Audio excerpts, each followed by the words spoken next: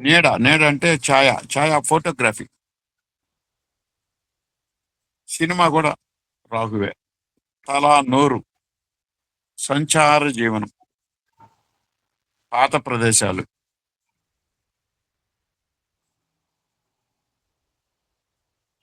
కేతు రాసుకుందామా? Okay sir.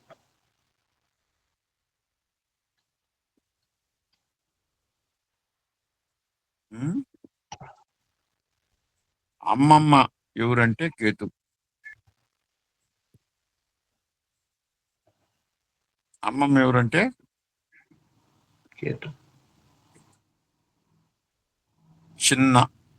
చిన్నవి సూక్ష్మంగా ఉండే వస్తువులు కేతు. ఇంటి వెనక ద్వారం మెయిన్ ఎంట్రన్స్ రాహు అయితే వెనక ద్వారం కేతు. అంటే ఆర్స్కోప్కి అద్దుల్లో మొదట వచ్చేది రాహు అయితే వెనక వచ్చేది కేతు. రాహు కేతువులు మన ఆర్స్కోప్ యొక్క లిమిటేషన్స్. అద్దులు మెయిన్ ఎంట్రన్స్ రాహువు, బ్యాక్ ఎంట్రన్స్ కేతువు. విముక్తి మోక్షాన్ని ఇచ్చేది కేతువు. స్త్రీ స్వభావం కలిగినవాడు కేతువు. బ్రహ్మ కేతువు. ప్రజాపతి కేతువు. నాడులు కేతువు. శరీరానికి కింద భాగం కేతువు. బూడిద రంగు కేతువు. యాష్.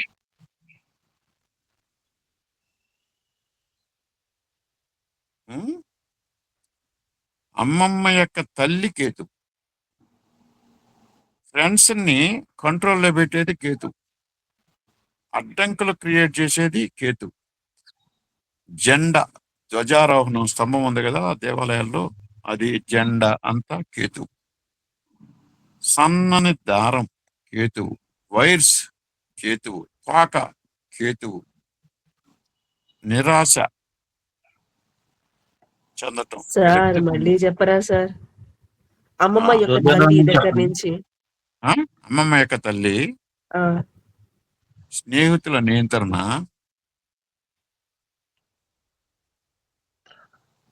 అడ్డంకులు, జెండా, సన్నని దారము, వైర్స్, తోక. సన్నం దారం తర్వాత వైరు కరెంట్ వైర్స్ అట్లా. వైరు తోక. అర్థం కాలేదు సార్.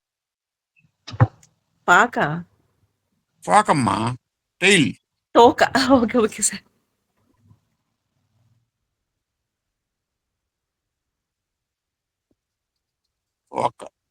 తోక. నిరాశ, విరక్తి, చిన్న వీధులు, చట్ట సంబంధం.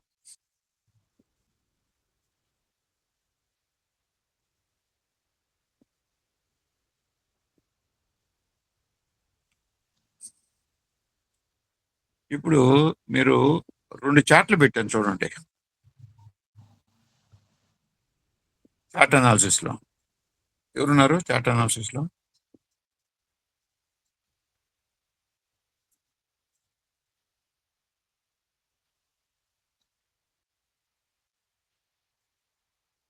చార్ట్ అనాలిసిస్ లో science and directions and method of taking planetary combinations.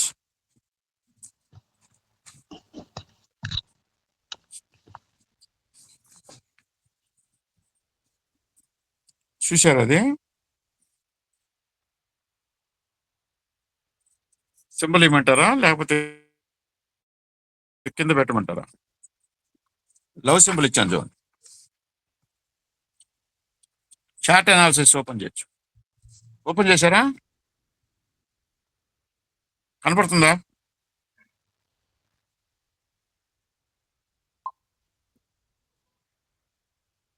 Chart analysis open చేశాను చూడండి.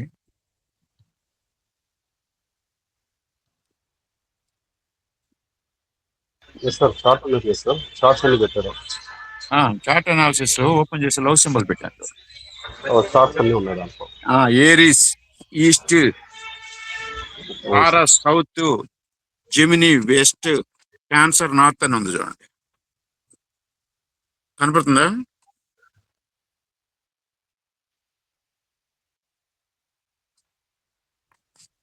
కనపడిందా? అందరు చూస్తున్నారా? లేదు సార్. కనపడలేదా? ఎస్ సార్, మళ్ళీ ఫార్వర్డ్ చేస్తాను సార్. చెప్పండి సార్, రాసుకుంటా. మళ్ళీ ఫార్వర్డ్ లేదు లేదు, చేస్తాను. చూడండి, అది చూడాలి. లేకపోతే మీరు మీ దగ్గర ఎంటీ చార్ట్ ఉంటే రాసుకోండి. ఓకే అండి, రాసుకుంటా. మేషము తూర్పు, మేషరాశి గదిలో. ఓకే. వృషభము దక్షిణము, మిథునం పడమర. మీకు డెఫినెట్ గా కావాలి అది, ఎందుకంటే అది బేసిక్ ఫండమెంటల్. పెట్టాను చూడండి, కింద పెట్టాను చూడండి.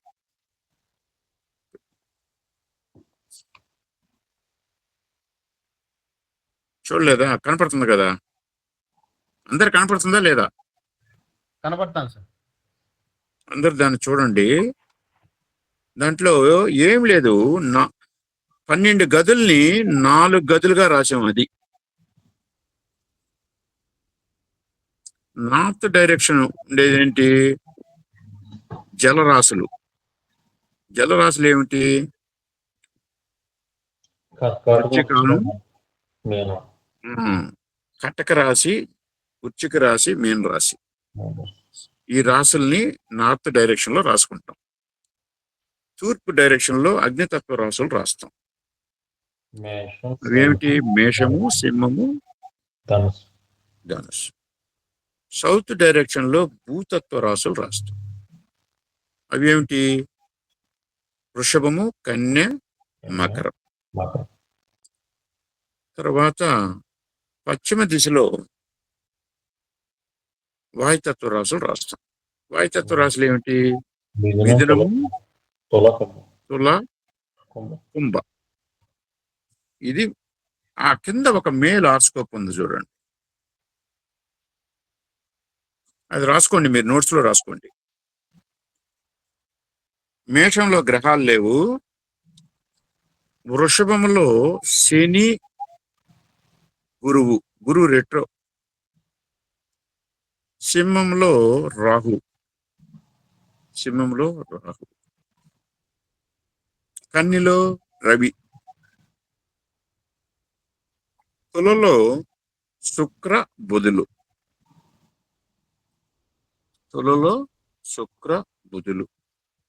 ధనుసులో చంద్రుడు. కుంభంలో కేతు. మీనంలో మార్స్ వచ్చి రెట్రో. ఇది జాతకం. లగ్నం లేదు. మనం ఇప్పుడు లగ్నం పట్టుకోకుండా అనలైజ్ చేయటమే ఈ భృగునంది నాడి యొక్క తత్వం. పూర్వాషాఢ 2వ పాలు. ఇప్పుడు మనం ఏం చేయాలంటే, నార్త్ డైరెక్షన్ లో ఉండేవి మార్స్ ఒక్కటే ఉంది. జలతత్వ రాశుల్లో ఒకే గ్రహం ఉంది, అది మార్స్ రెట్రో. రాసుకోండి, అది పై భాగాన రాసుకోండి. తర్వాత ఈస్ట్ డైరెక్షన్ అంటే అగ్నితత్వ రాశులు. రాహువు మరియు చంద్రుడు ఉన్నారు. ఇక్కడ మనము డిగ్రీలు లేకుండా రాస్తున్నాం, కానీ మీరు ఫ్యూచర్ లో డిగ్రీలతో రాసేది అలవాటు చేసుకోండి. ఆర్జీ రావు పుస్తకాల్లో ఎక్కడ డిగ్రీలతో రాయలేదు. మీరు డిగ్రీలతో రాసేది నేర్చుకుంటే ఇంకా బ్రహ్మాండంగా ఉంటుంది. ఎప్పుడు డిగ్రీలతో రాయటం మరవద్దు. తర్వాత సౌత్ డైరెక్షన్ లో Shani, retro Jupiter plus Ravi.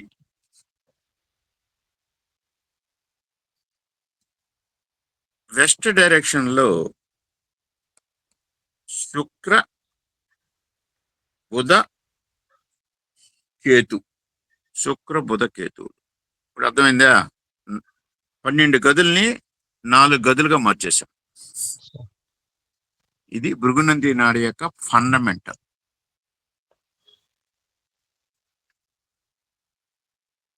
ఇప్పుడు సౌత్ డైరెక్షన్ లో ఎవరెవరు ఉన్నారు? Saturn, Jupiter, Ravi. సాటర్న్ అనేది దేనికి కారకత్వం వహించిందంటే పని, కాజేటివ్ ప్లాన్, వర్క్ ని, అంటే కర్మ యొక్క ఇదిని సూచిస్తుంది. ఈ కర్మ గ్రహానికి గైడ్ ఎవరయ్యా అంటే గురువు. గైడింగ్ ఫ్యాక్టర్ ఎవరు? గురువు. అంటే మనకు పనికి ఎవరు ప్రోద్బలం ఇస్తున్నాడు అంటే గురువు ఇస్తున్నాడు. This combination indicates the native is a guide. అంటే గురువు వచ్చేసి గైడ్ గా వ్యవహరిస్తున్నాడు. ఈ జాతకుడు ఒక గైడు, అంటే గురువు యొక్క ఇది గైడ్. రవి వచ్చాడు, రెస్పెక్టబుల్ గైడ్, మంచి అధికార హోదా ఉండే గైడ్.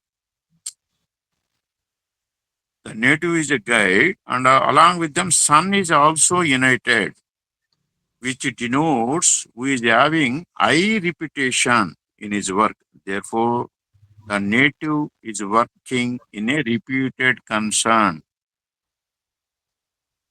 అంటే గైడ్ అంటే ఎవరిస్తారు? టీచర్లు, ఏవైనా ఉండొచ్చు.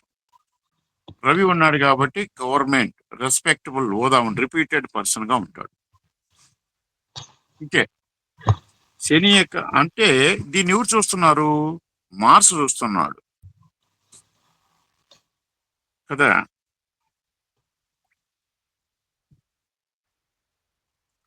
మార్స్ ఏం చేస్తున్నాడు? ఉత్తరంలో ఉండి ఈ దక్షిణం వైపు చూస్తున్నాడు. అప్పుడు ఈ జాతకుడు మంచి అడ్మినిస్ట్రేటర్, ధైర్యం కలిగిన వ్యక్తి, వర్క్ ని రూల్ చేయగలడు, పరిపాలించగలడు. అతను ఇచ్చే వర్క్ ని, అతను ఏ వర్క్ తీసుకుంటాడో ఆ వర్క్ ని పరిపాలించగలడు, రూలింగ్ చేయగలడు. రూలింగ్ కెపాసిటీ ఉండే వ్యక్తి. అంతే.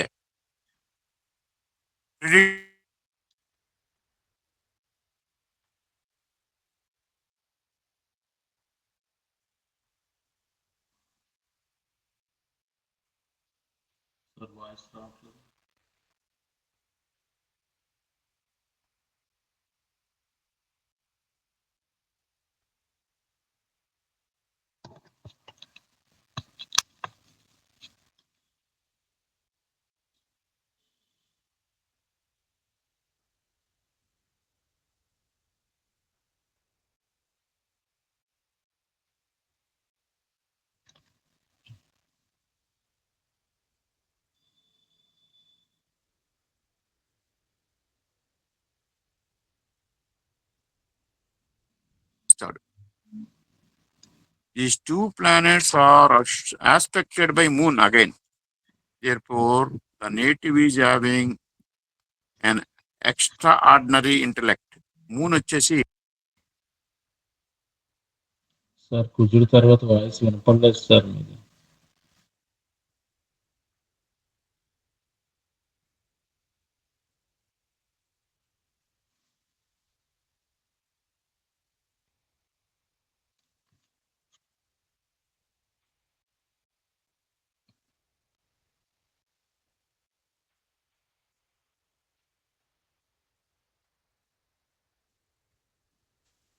ఈ విధంగా మనం జాతకాలను అనలైజ్ చేయాలి. ఇంకో జాతకం ఉంది చూడండి, ఫిమేల్ హారోస్కోప్, దాని కిందనే అది చూడండి. ఇది అర్థమైంది కదా ఇప్పుడు మనం చెప్పుకుంది? లేదు సార్, మధ్య మధ్యలో మీ వాయిస్ కట్ అయిపోతుంది. ఇంకొకసారి చెప్తారా? కుజుడు తర్వాత రాలేదు సార్ వాయిస్. వాయిస్ రాలేదా? బ్రేక్ లేదు సార్. ఆ? వాయిస్ బ్రేక్ అయింది సార్. కుజుడు బాగానే వస్తుందండి వాయిస్ బ్రేక్ అవుతుందా?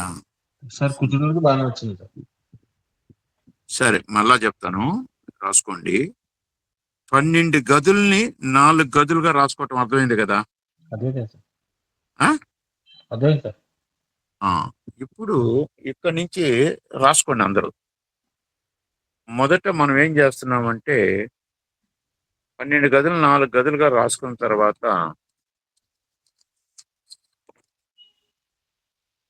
శాటర్న్ తీసుకుంటున్నాం. ఎందుకు తీసుకుంటున్నాం? శాటర్న్ ఫస్ట్ వృత్తిని చూడాలంటే శాటర్న్ దగ్గర నుంచి స్టార్ట్ చేస్తాం అన్నమాట. శాటర్న్ మొదట ఎవరిని తాకుతున్నాడు అంటే గురువుని తాకుతున్నాడు. గురువు ఏమిటంటే గైడ్. గైడ్ అంటే మనకి మార్గదర్శి, నిర్దేశం చేసేవాళ్ళు అన్నమాట. ఈ గురువు తర్వాత రవిని తాకుతున్నాడు. రవి ఏంటంటే రెస్పెక్ట్, అంటే ఈ గైడ్ రెస్పెక్ట్. తర్వాత కుజుడు వేరే చూస్తున్నాడు. కుజుడు ఏంటంటే ధైర్యాన్ని ఇచ్చే వ్యక్తి. కుజుడు ఏంటంటే మనకి ధైర్యాన్ని ఇచ్చే వ్యక్తి. అప్పుడు మనం ఏం చెప్పొచ్చు ఈ వ్యక్తి పని గురించి అంటే? ఏం చెప్పొచ్చు? ఏం చెప్పాం మనం?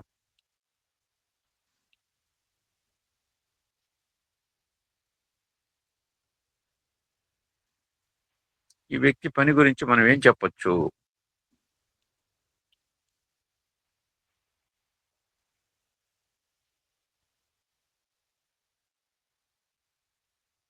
గురువు మార్గదర్శకుడు కాబట్టి ఇతను ఒక మార్గదర్శకుడు. సూర్యుడు కలిసినాడు కాబట్టి ఆ పనిలో మంచి పేరు ప్రతిష్ట కలిగిన వ్యక్తి. ఈ జాతకుడు ఒక ప్రతిష్టాత్మక సంస్థలో పనిచేస్తాడు. ఇతనికి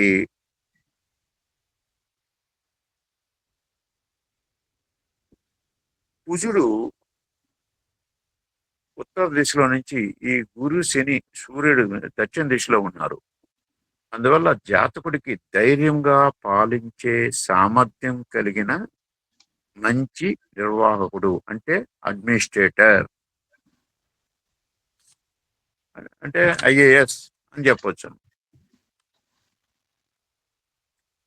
అది దీని యొక్క ఉద్దేశం. ఇంకొక వైపు చూశారంటే శుక్ర బుధ కేతువులు సంయోగం చంద్రుని దృష్టి కారణముగా జాతకుడు ఆకర్షణీయమైన మాట తీరుని ప్రదర్శిస్తాడు. పదునైన మేధస్సు కలిగిన వాడు మరియు స్త్రీల సహాయం పొందుతాడు. ఇప్పుడు అర్థమైందా?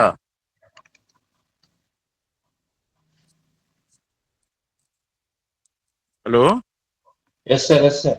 Yes sir. Yes sir. అది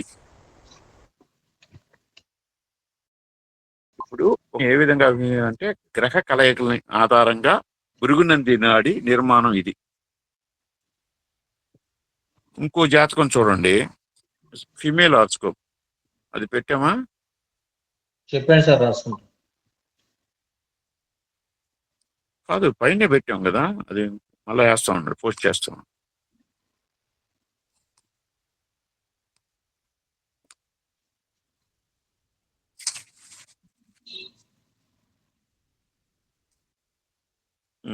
చాటనాజ్లో పోస్ట్ చేసాను చూడండి, చూసారా? స్వాతి నక్షత్రం 4, వృషభములో రాహు, మిథునములో గురువు, కన్నిలో బుధ రవి,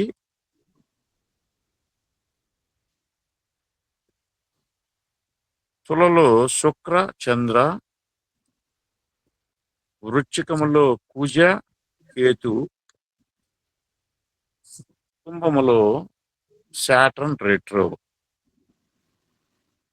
దీన్ని నార్త్ డైరెక్షన్ లో ఎవరున్నారు, ఈస్ట్ డైరెక్షన్ లో ఎవరున్నారు, సౌత్ డైరెక్షన్ లో ఎవరున్నారు, వెస్ట్ డైరెక్షన్ లో ఎవరున్నారు రాసుకోండి.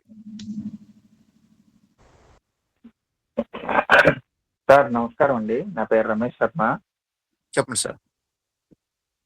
నేను చార్ట్ అనాలిసిస్ గ్రూప్ లో లేనట్టున్నాను. నాకు ఎటువంటి అదే చార్ట్ రావడం లేదు. కొద్దిగా నన్ను అందులో గ్రూప్లో జాయిన్ చేయగలరా? మీరు అలో పెట్టండి.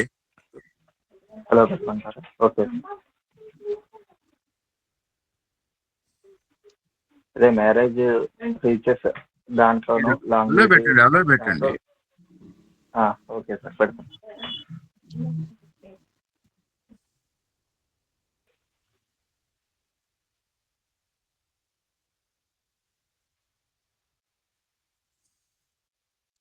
పెట్టారా?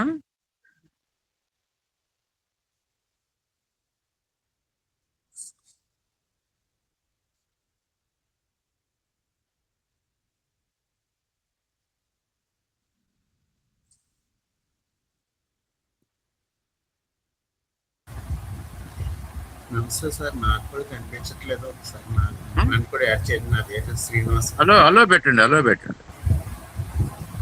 పెట్టిన తర్వాత పెట్టామని చెప్పండి. ఉన్నది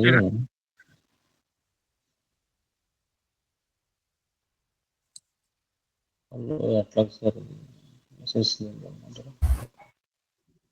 దానికి నా మెసేజ్ చేయడం అవ్వట్లేదు సార్. అంటే ఓన్లీ గ్రూప్ అడ్మిన్ పెట్టేవి మాత్రమే. మీరు నాకు పర్సన్ నా నెంబర్ ఉంది కదా, మీ నెంబర్కి పెట్టమంటారా? 6381235552 అని. ఓకే సార్, అలాగే పెడతాను. 6381235552. 6381 6381 63 Yeah. 81235521. Okay sir, thank you sir.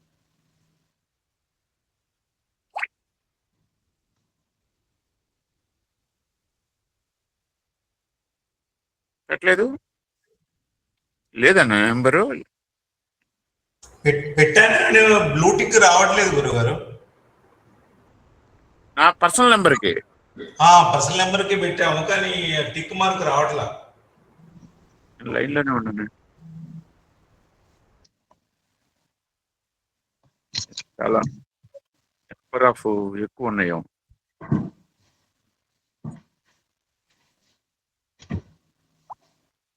ఇది వచ్చింది, రమేష్ శర్మ గారిది వచ్చింది జస్ట్.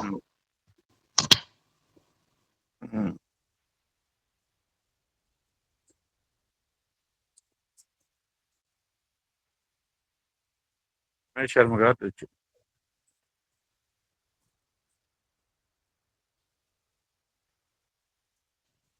తర్వాత ఇంకెవరు పెట్టారు? మురళీధర్ రావు పెట్టానండి, మురళీధర్ రావు. ఓకే.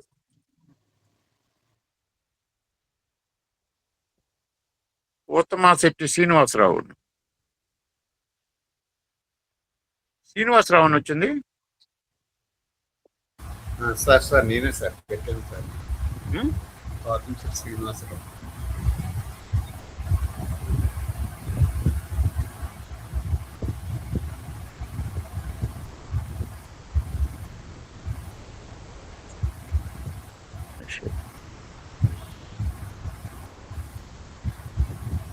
ఇద్దరే పెట్టారు, ఇద్దరిని యాడ్ చేశారు.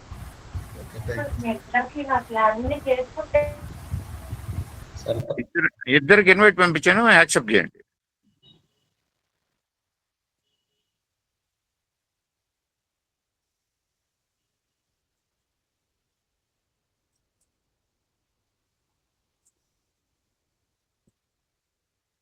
వచ్చిందా? పోతంశెట్టి శ్రీనివాసరావు గారు మీకు రాలేదా? రాలేదు సార్.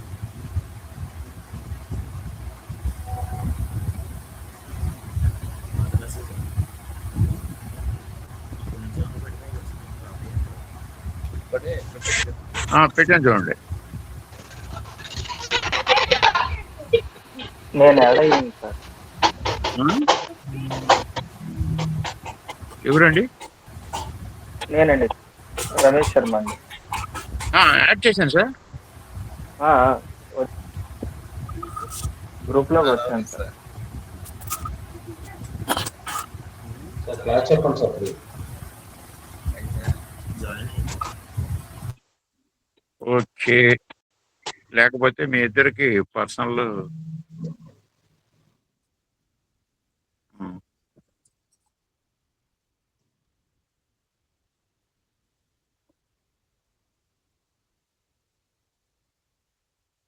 ఎవరు ఎవరు మిస్డ్ కాల్ ఇచ్చారు? ఎవరు సార్? సార్ నేను కృష్ణ సార్, నమస్తే అండి. నేనండి ఫీడ్ చేసుకున్నాను సార్, నెంబరు అందులో వచ్చింది 601 సార్ నెంబర్. కృష్ణ శర్మవా? Krishna Sharma sir.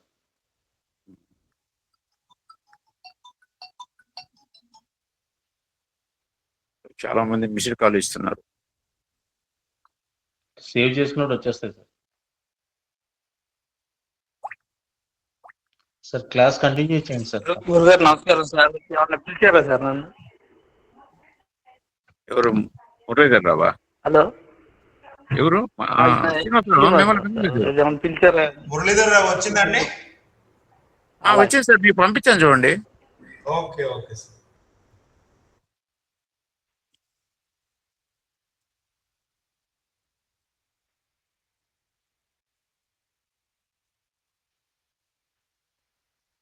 One minute wait చేయండి.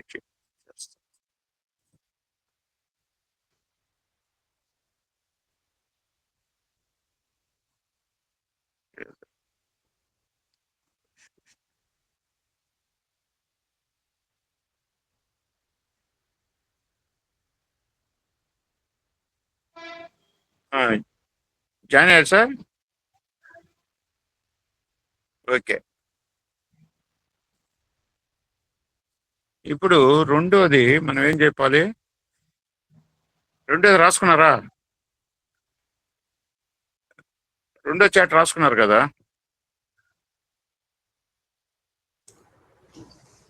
చదువుతారు ఎవరన్నా చాట్? సెకండ్ చాట్ సార్ ఇప్పుడు కొత్తగా యాడ్ అయిన వాళ్ళకి వచ్చింది, వాళ్ళు రీఫార్వర్డ్ చేస్తున్నాను. సెకండ్ చాట్ రాసుకున్నారు కదా, ఇమెయిల్ రాసుకో పెట్టాను కదా చాట్ అనాలిసిస్ లో. అదే ఇప్పుడు కొత్తగా జాయిన్ అయిన వాళ్ళకి వచ్చింది సార్. అందరికి వచ్చింది కదా? అందరికి ఉంది కదా? కొత్తగా జాయిన్ అయిన వాళ్ళకి వచ్చింది సార్ అది. అదండి, ఇప్పుడు ఉంది కదా చార్ట్ ఉంది కదా, చూస్తున్నారా లేదా అంటున్నాను నేను. చూస్తున్నాను సార్. ఎవరికి రాలేదో చెప్పండి. ఇప్పుడు కొత్తగా యాడ్ చేసిన వాళ్ళకి రాలేదు సార్. మేబీ అంతకు ముందు పంపించుంటారు. మ్యారేజ్ గ్రూప్ లో పెట్టేదా? లేకపోతే అది బెస్ట్ సార్. మ్యారేజ్ గ్రూప్ లో పెట్టచ్చు. సరే సరే.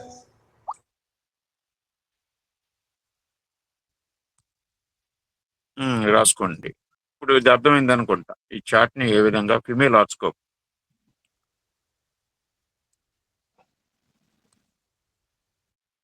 ఇక్కడ ఈ చార్ట్ లో ఏం చేశారు చూసారా మీరు? 4 గ్రూపులుగా రాశారు. స్వాతి నక్షత్రం జలరాశుల్లో కుజుడు ఒక్కడే ఉన్నాడు. తర్వాత కుజుడితో పాటు కేతు ఉన్నాడు.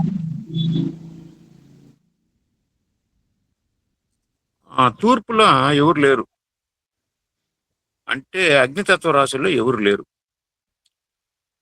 దక్షిణాన భూతత్వ రాశుల్లో రాహువు, రవి, బుధుడు ఉన్నారు. రాహువు, రవి, బుధులు ఉన్నారు.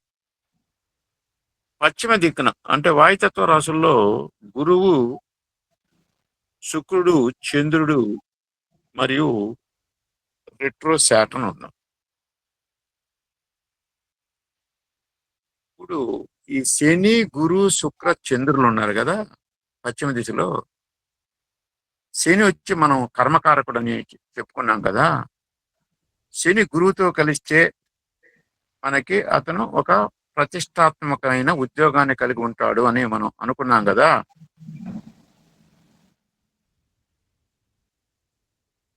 అవునండి.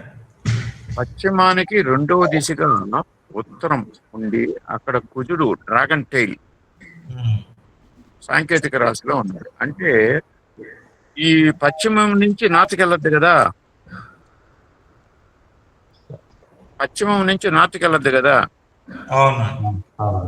సో ఇతను ప్రతిష్టాత్మకమైన ఉద్యోగం, ఎటువంటి ఉద్యోగం ఉండొచ్చు? రెండో ఇంట్లో అతనికి కుజకేతువులు ఉన్నారు. కుజుడు అంటే ఇంజనీరింగ్, అది కాకుండా అది ఒక సాంకేతికమైన పని. జాతకుడికి ఇంజనీరింగ్ అంటే జాతకరాలు, ఈ జాతకరాలకి ఇంజనీరింగ్ సంబంధించినదిగా ఉంటుంది.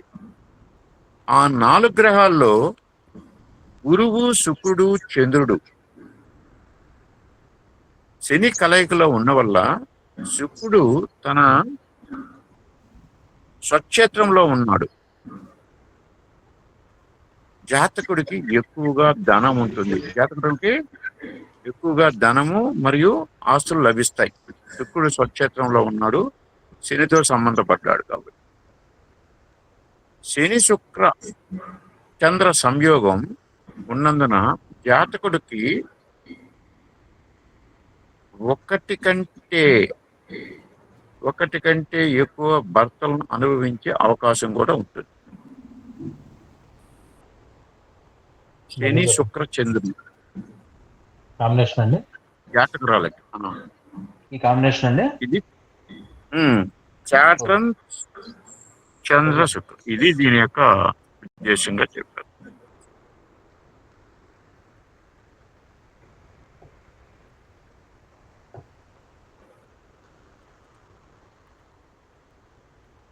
సపోర్ట్ వచ్చేసి ఇక్కడ రాహు, సన్ను, మెర్క్యూరీ ఉన్నారు. ఈ శని బ్యాక్గ్రౌండ్ లో కొంచెం నిపుణత్వం ఉంటుంది వాళ్ళు చేసే పనిలో.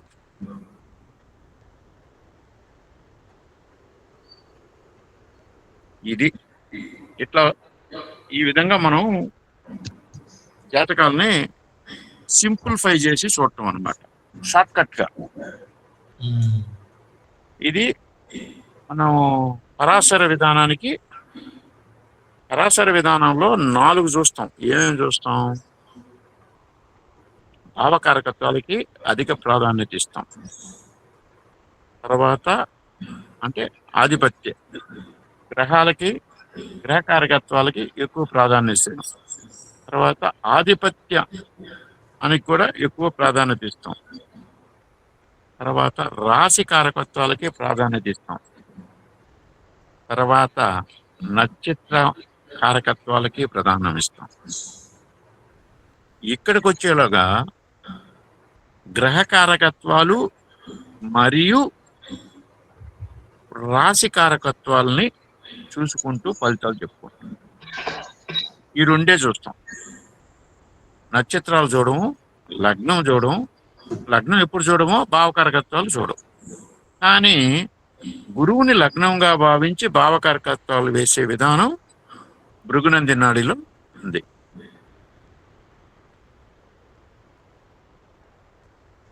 భృగునంది నాడిలో గురువుని లగ్నంగా భావించి చేయటం, అదే స్త్రీలకి శుక్రుని లగ్నంగా భావించి ఫలితాలు రాబట్టు అనేది మనం ముందు చూస్తాము. ఈ రోజుకి ఇది చేసాము. తర్వాత రవి కారకత్వాలు అన్ని రాసుకున్నారు కదా.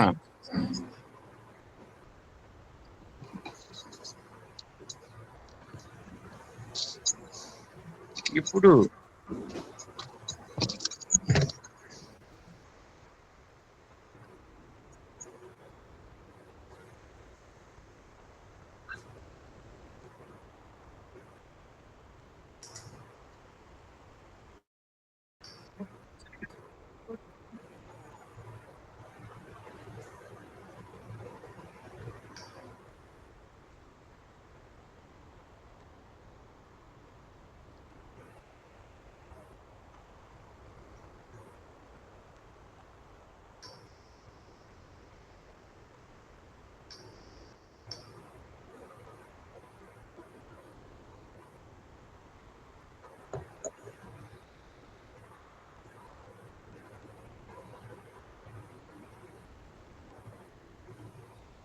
ఇప్పుడు రవి ఎగ్జాల్ట్ అయితే ఏమిటి అనేది ఒక 24 చాట్లు రాసుకున్నారు. అవి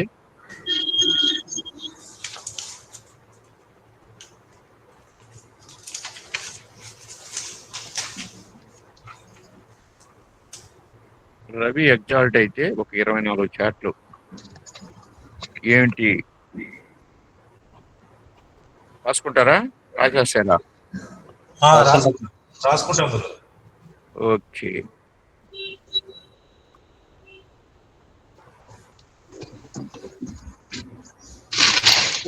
పోస్ట్ చేశాను, చాట్ అనాలిసిస్ లో పోస్ట్ చేశాను, మ్యారేజ్ గ్రూప్ అనాలిసిస్ లో కూడా పోస్ట్ చేశాను. ఇవన్నీ రాయండి. S1, S2, S3, S4, S5, S6, S7 ఇట్లా రాసింది. జస్ట్ ప్లానెట్స్ అంతే.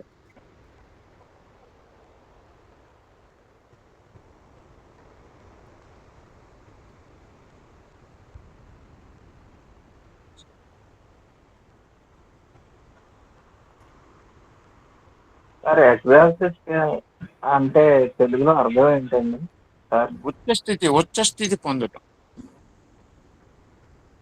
ఉచ్చస్థితి మేషరాశిలో రవి ఉచ్చం. ఉచ్చస్థితి పొందిన గ్రహం ఏమిస్తుంది అనేది చూస్తున్నాం.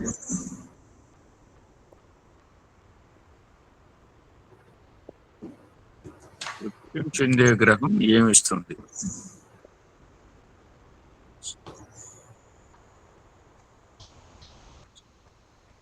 ఇక్కడ గురు శిష్యుల సంవాదంగా దీన్ని రాశారన్నమాట.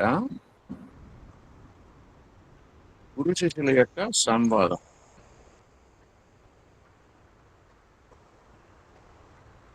ఏం రాశారు అంటే,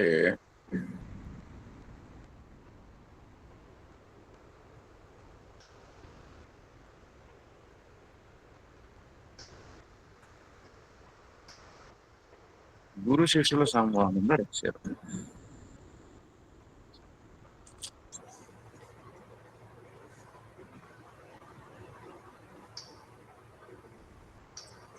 ఫస్ట్ చాప్టర్ రాసుకున్నారా?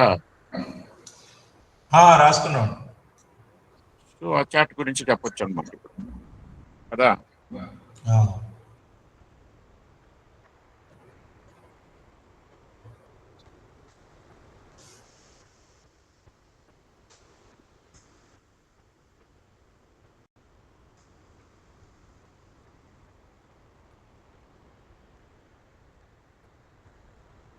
సూర్యుడు మేషరాశిలో ఉచ్చస్థానము, కుజుడు మేష అధిపతి సింహంలో ఉన్నాడు, శని రాహుతో కలిశాడు.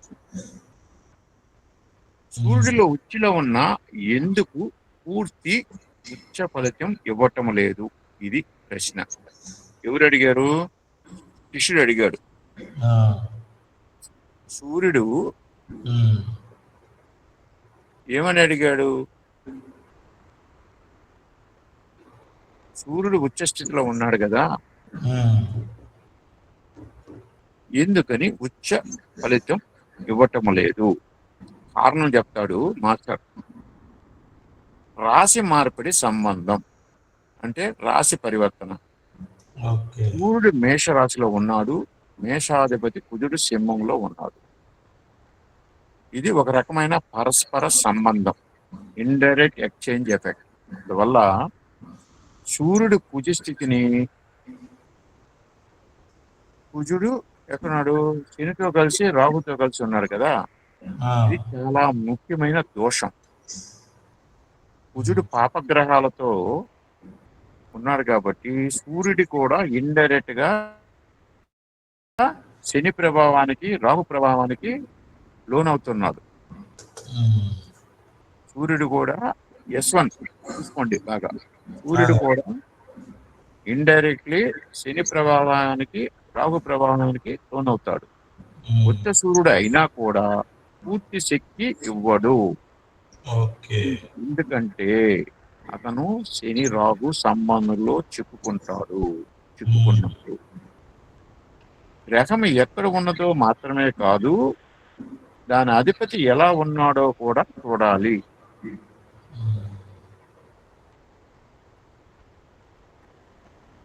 గ్రహం బయటికి బలంగా కనిపించిన లోపల సంబంధం వల్ల బలహీనమవుతుంది.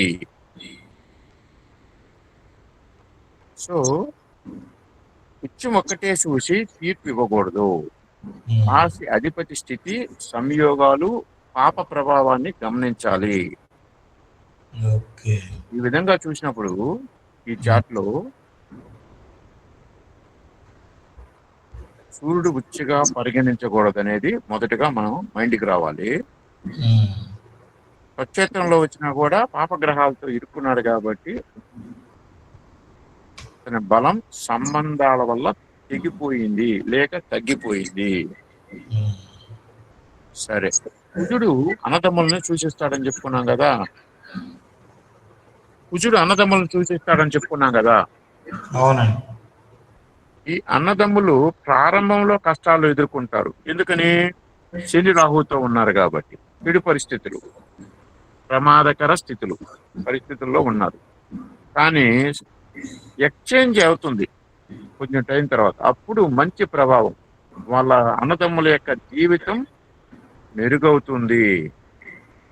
ఓకే. ప్రమాదం నుండి బయటపడతారు, కష్టాల నుండి బయటకు వస్తారు. ఇది ఇన్ఫ్లుయెన్స్ ఫ్యాక్టర్ వల్ల, అంటే దృష్టి యోగాలు.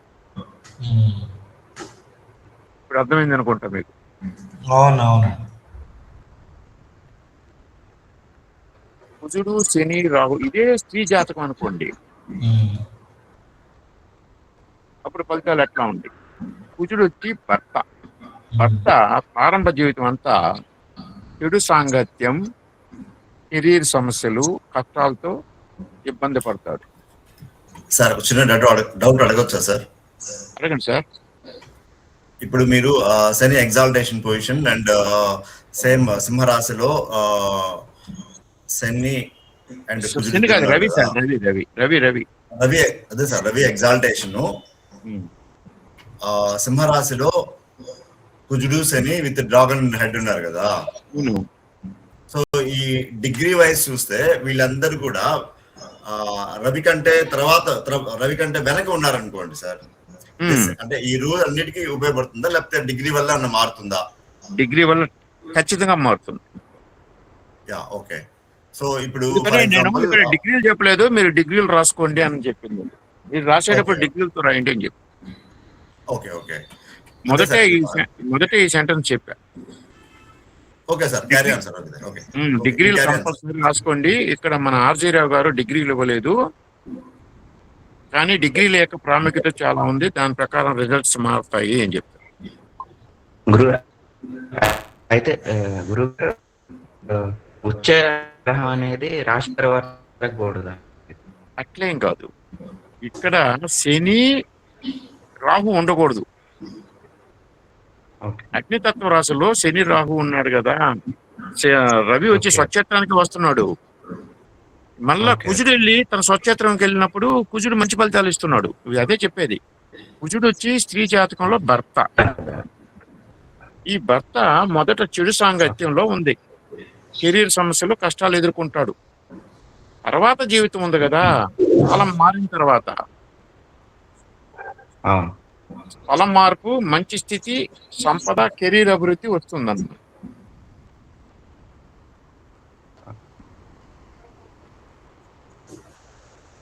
ఇప్పుడు మీకు అర్థమైంది అనుకుంటా నేను చెప్పింది. అలాదా? అర్థమైంది గురువు. అర్థమైంది. కాకపోతే మళ్ళీ అడగండి, ఎందుకంటే ఇది కొత్త పద్ధతి కాబట్టి చాలా మందికి అర్థం కాకపోవచ్చు.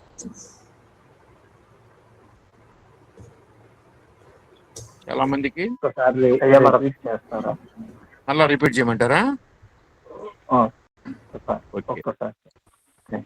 స్త్రీ జాతకం అనుకోండి, ఇప్పుడు ఇచ్చిన జాతకం. మహిళా జాతకంలో కుజుడు భర్త. కుజుడు శని, రాహు యొక్క పీడితుడయ్యాడు. అందువల్ల ఆరంభంలో ఈ చెడు సాంగత్యం వల్ల కెరీర్లో, అంటే అతను చేసే పనుల్లో సమస్యలను ఎదుర్కొంటాడు, కష్టాలు పొందుతాడు. తర్వాత ఈ ఎక్స్చేంజ్ అంటే ఈ రాశి తర్వాత జీవితం ఎట్లా ఉంటుందంటే, ఈ కాలం మారిన తర్వాత వచ్చే జీవితం స్థలం మార్పు మంచి స్థితి ఉంటుంది. అతను కానీ స్థలం మార్చుకున్నాడు అనుకోండి, అతను ఉండే ప్లేస్ కాకుండా అతనికి మంచి స్థితి, సంపద వస్తుంది, కెరీర్ లో గ్రోత్ వస్తుంది. సంబంధాలు గ్రహస్థానం కాకుండా సంబంధాలే ఎక్కువ ఫలితాన్ని నిర్ణయిస్తున్నాయి. ఎక్కడ? భృగునంది నాడిలో. సూర్యుడు ఉచ్చ కానీ బలహీనము, జీవితం కష్టము. అది లోపల. తర్వాత ఇది ఫలితం ఆలస్యంగా ఉంటుంది, ఖచ్చితమైన విజయం వస్తుంది. ఎవరికి? కుజుడికి, కుజికారకత్వాలకి. అంటే అన్నదమ్ములు పురుష జాతకంలో అయితే వృద్ధిలోకి వస్తారు, స్త్రీ జాతకంలో అయితే భర్త వృద్ధిలోకి వస్తారు.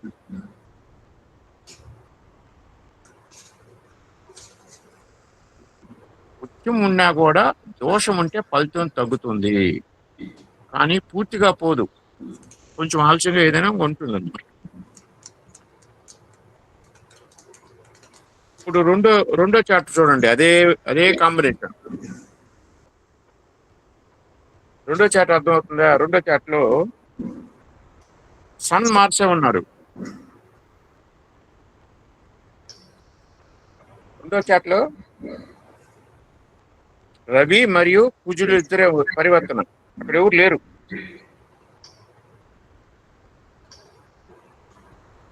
ఎవరు ఉన్నారా? ఎవరు లేరు. శాటర్న్ ఉన్నాడు కన్నిలో. కన్నిలో శాటర్న్ ఉన్నాడు, అది అబ్జర్వ్ చేయండి.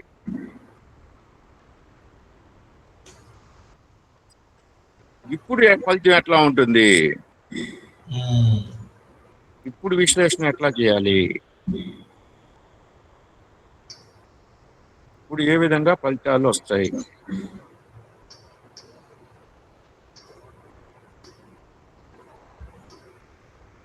ఇప్పుడు ఫలితాలని మనం ఏ విధంగా చెక్ చేయాలి?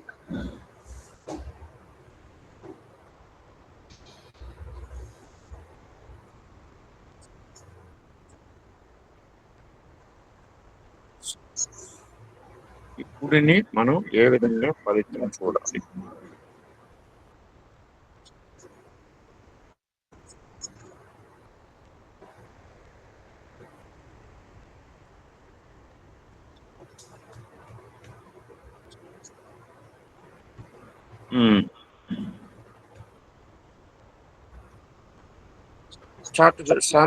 సన్ ఎగ్జాల్టెడా? అవునండి, సన్ ఎగ్జాల్టెడ్. Mars Leo. ఈ విధంగా చూద్దాం.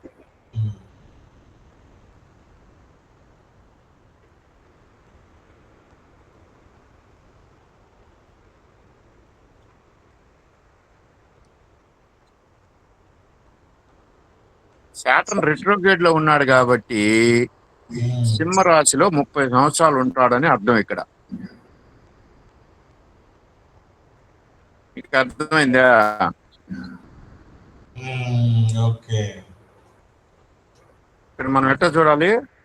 కన్యలో ఉన్నప్పటికీ రెట్రో అవడం మూలాన సింహానికి చూస్తాడు అంటున్నారు. సింహంలో 30 సంవత్సరాలు ఉంటాడు. ఆ 30 సంవత్సరాల తర్వాత లైఫ్. Okay okay.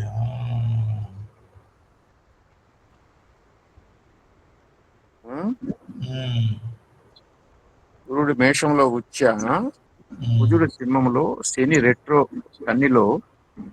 శని సింహాన్ని ఒక 30 సంవత్సరాలు పీడిస్తాడు సింహంలో ఉన్నట్టుగా లెక్కేసుకుంటే. ఇప్పుడు సూర్యుడు కుజుడి స్థితిని కూడా తీసుకుంటాడు. కుజుడిపై శని దృష్టి మంచిది కాదు.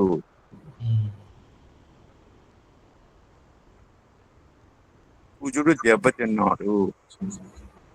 కుజుడు దెబ్బతింటే ఈ ప్రభావం సూర్యుడిపై కూడా ఉంటుంది. ఎందుకని? డిస్పాజిటర్. సూర్యుడు కూడా బలహీనం చెందుతాడు. ఈ జాతకుడికి కెరీర్ లో కష్టాలు ఉంటాయి, ఆబ్స్టకల్స్ ఉంటాయి, డిలేస్ ఉంటాయి, అంటే అడ్డంకులు ఆలస్యాలు జరుగుతాయి.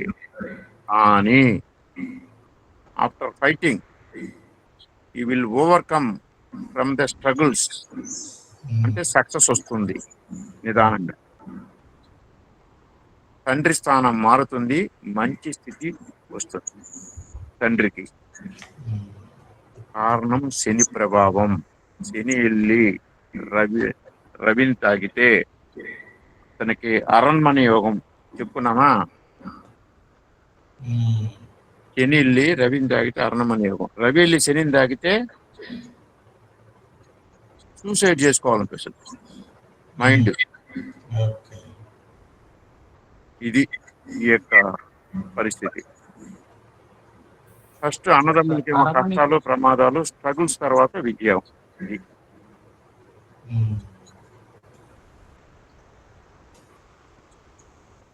సార్ అరమణి యోగం అంటే అరమణి యోగం. అరణ్మణి అంటే ప్యాలెస్, గవర్నమెంట్ జాబ్.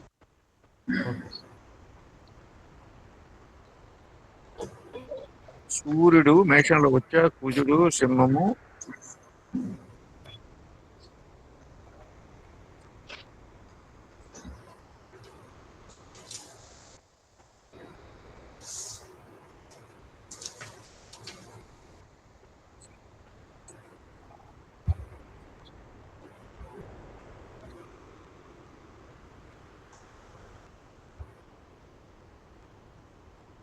ఇదే స్త్రీ జాతకం అనుకోండి.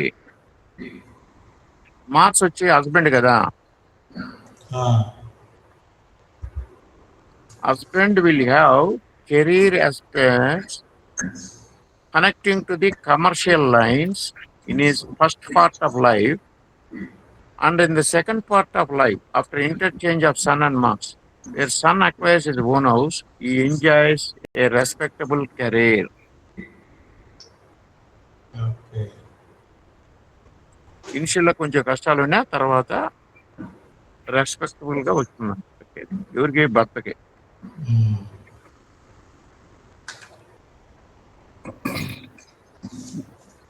గురుగారు ఇందాక శని వక్రించిన సందర్భం చెప్పారు కదా, అదే అది అంటే ఇప్పుడు ఎప్పుడైనా జాతచక్రంలో శని వక్రించినప్పుడు వెనక రాశిలో 30 ఏళ్ళు ఉన్నట్టు. 30 సంవత్సరాలు వేసుకోండి. ఇప్పుడు అదే ఓన్ సైన్ లో ఉన్నప్పుడు శనికి అంటే మకర లగ్నం గాని ఉంటే ఉండని, అక్కడేం ప్రాబ్లం లే. ఎదురుంటాడు, ఇన్ఫ్లుయెన్స్ ఉంటుంది.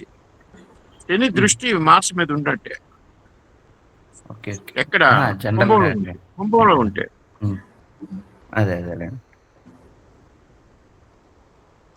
అంటే 30 తర్వాత జాతకుడికి లేట్ గా సక్సెస్ వచ్చే అవకాశం ఉంటుంది. Success rate.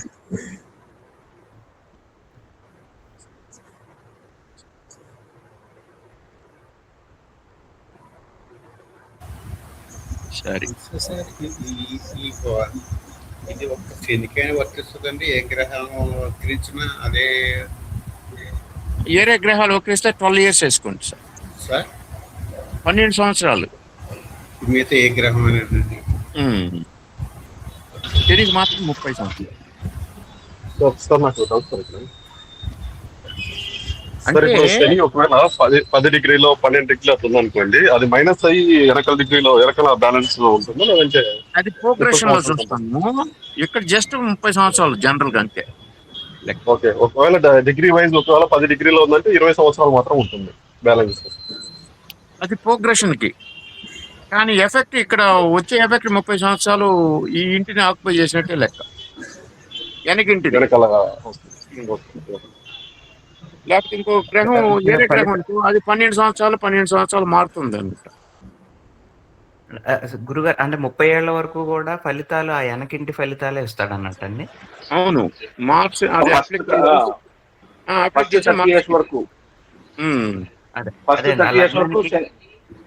లగ్నానికి ఏ భావం అయితే పడుతుందో ఆ భావ ఫలితాలే ఇస్తాడు, వెనకింటి భావ ఫలితాలు. ఇక్కడ గ్రహకారకత్వాలే మనం మాట్లాడేది. లగ్నంతో సంబంధం లేదు. లగ్నంతో సంబంధం. ఓకే అండి. లగ్నంతో సంబంధం లేకుండా 30 సంవత్సరములు ఈ మార్స్ అఫ్లిక్ట్ అయ్యాడు. మార్స్ ఇవ్వాల్సిన గ్రహ కారకత్వాలని ఆ మార్స్ అంటే ఎవరు? సోదరులు. సోదరులు పైకి ఎదగకుండా ఆపేస్తున్నాడు. రవి తండ్రికి మళ్ళా ఇబ్బందులు వస్తాయి.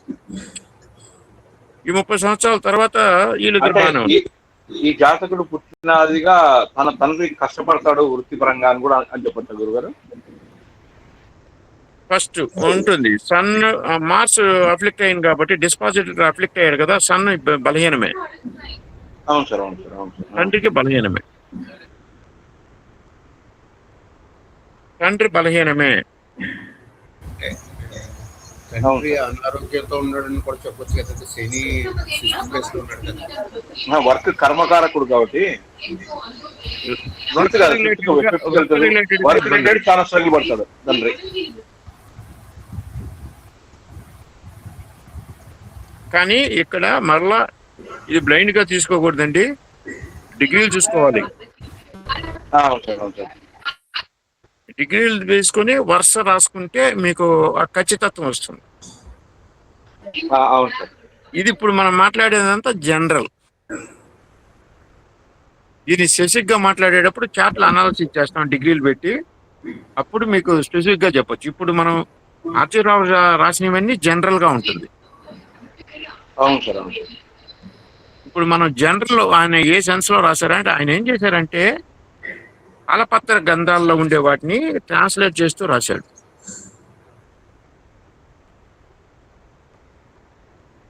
తాళపత్ర గ్రంథాల్లో ఉండే వాటిని ట్రాన్స్లేట్ చేశాడు.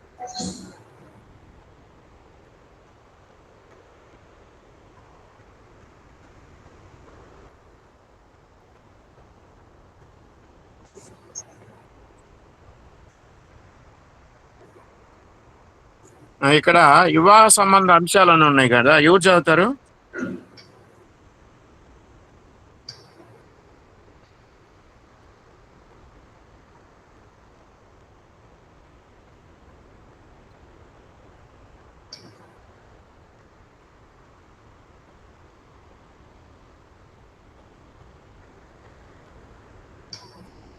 ఇప్పుడు చార్ట్ అనాలిసిస్ లో నేను ఒకటి పెట్టాను, అది చదవండి ఎవరన్నా. ఎవరు చదువుతారు? చదవండి.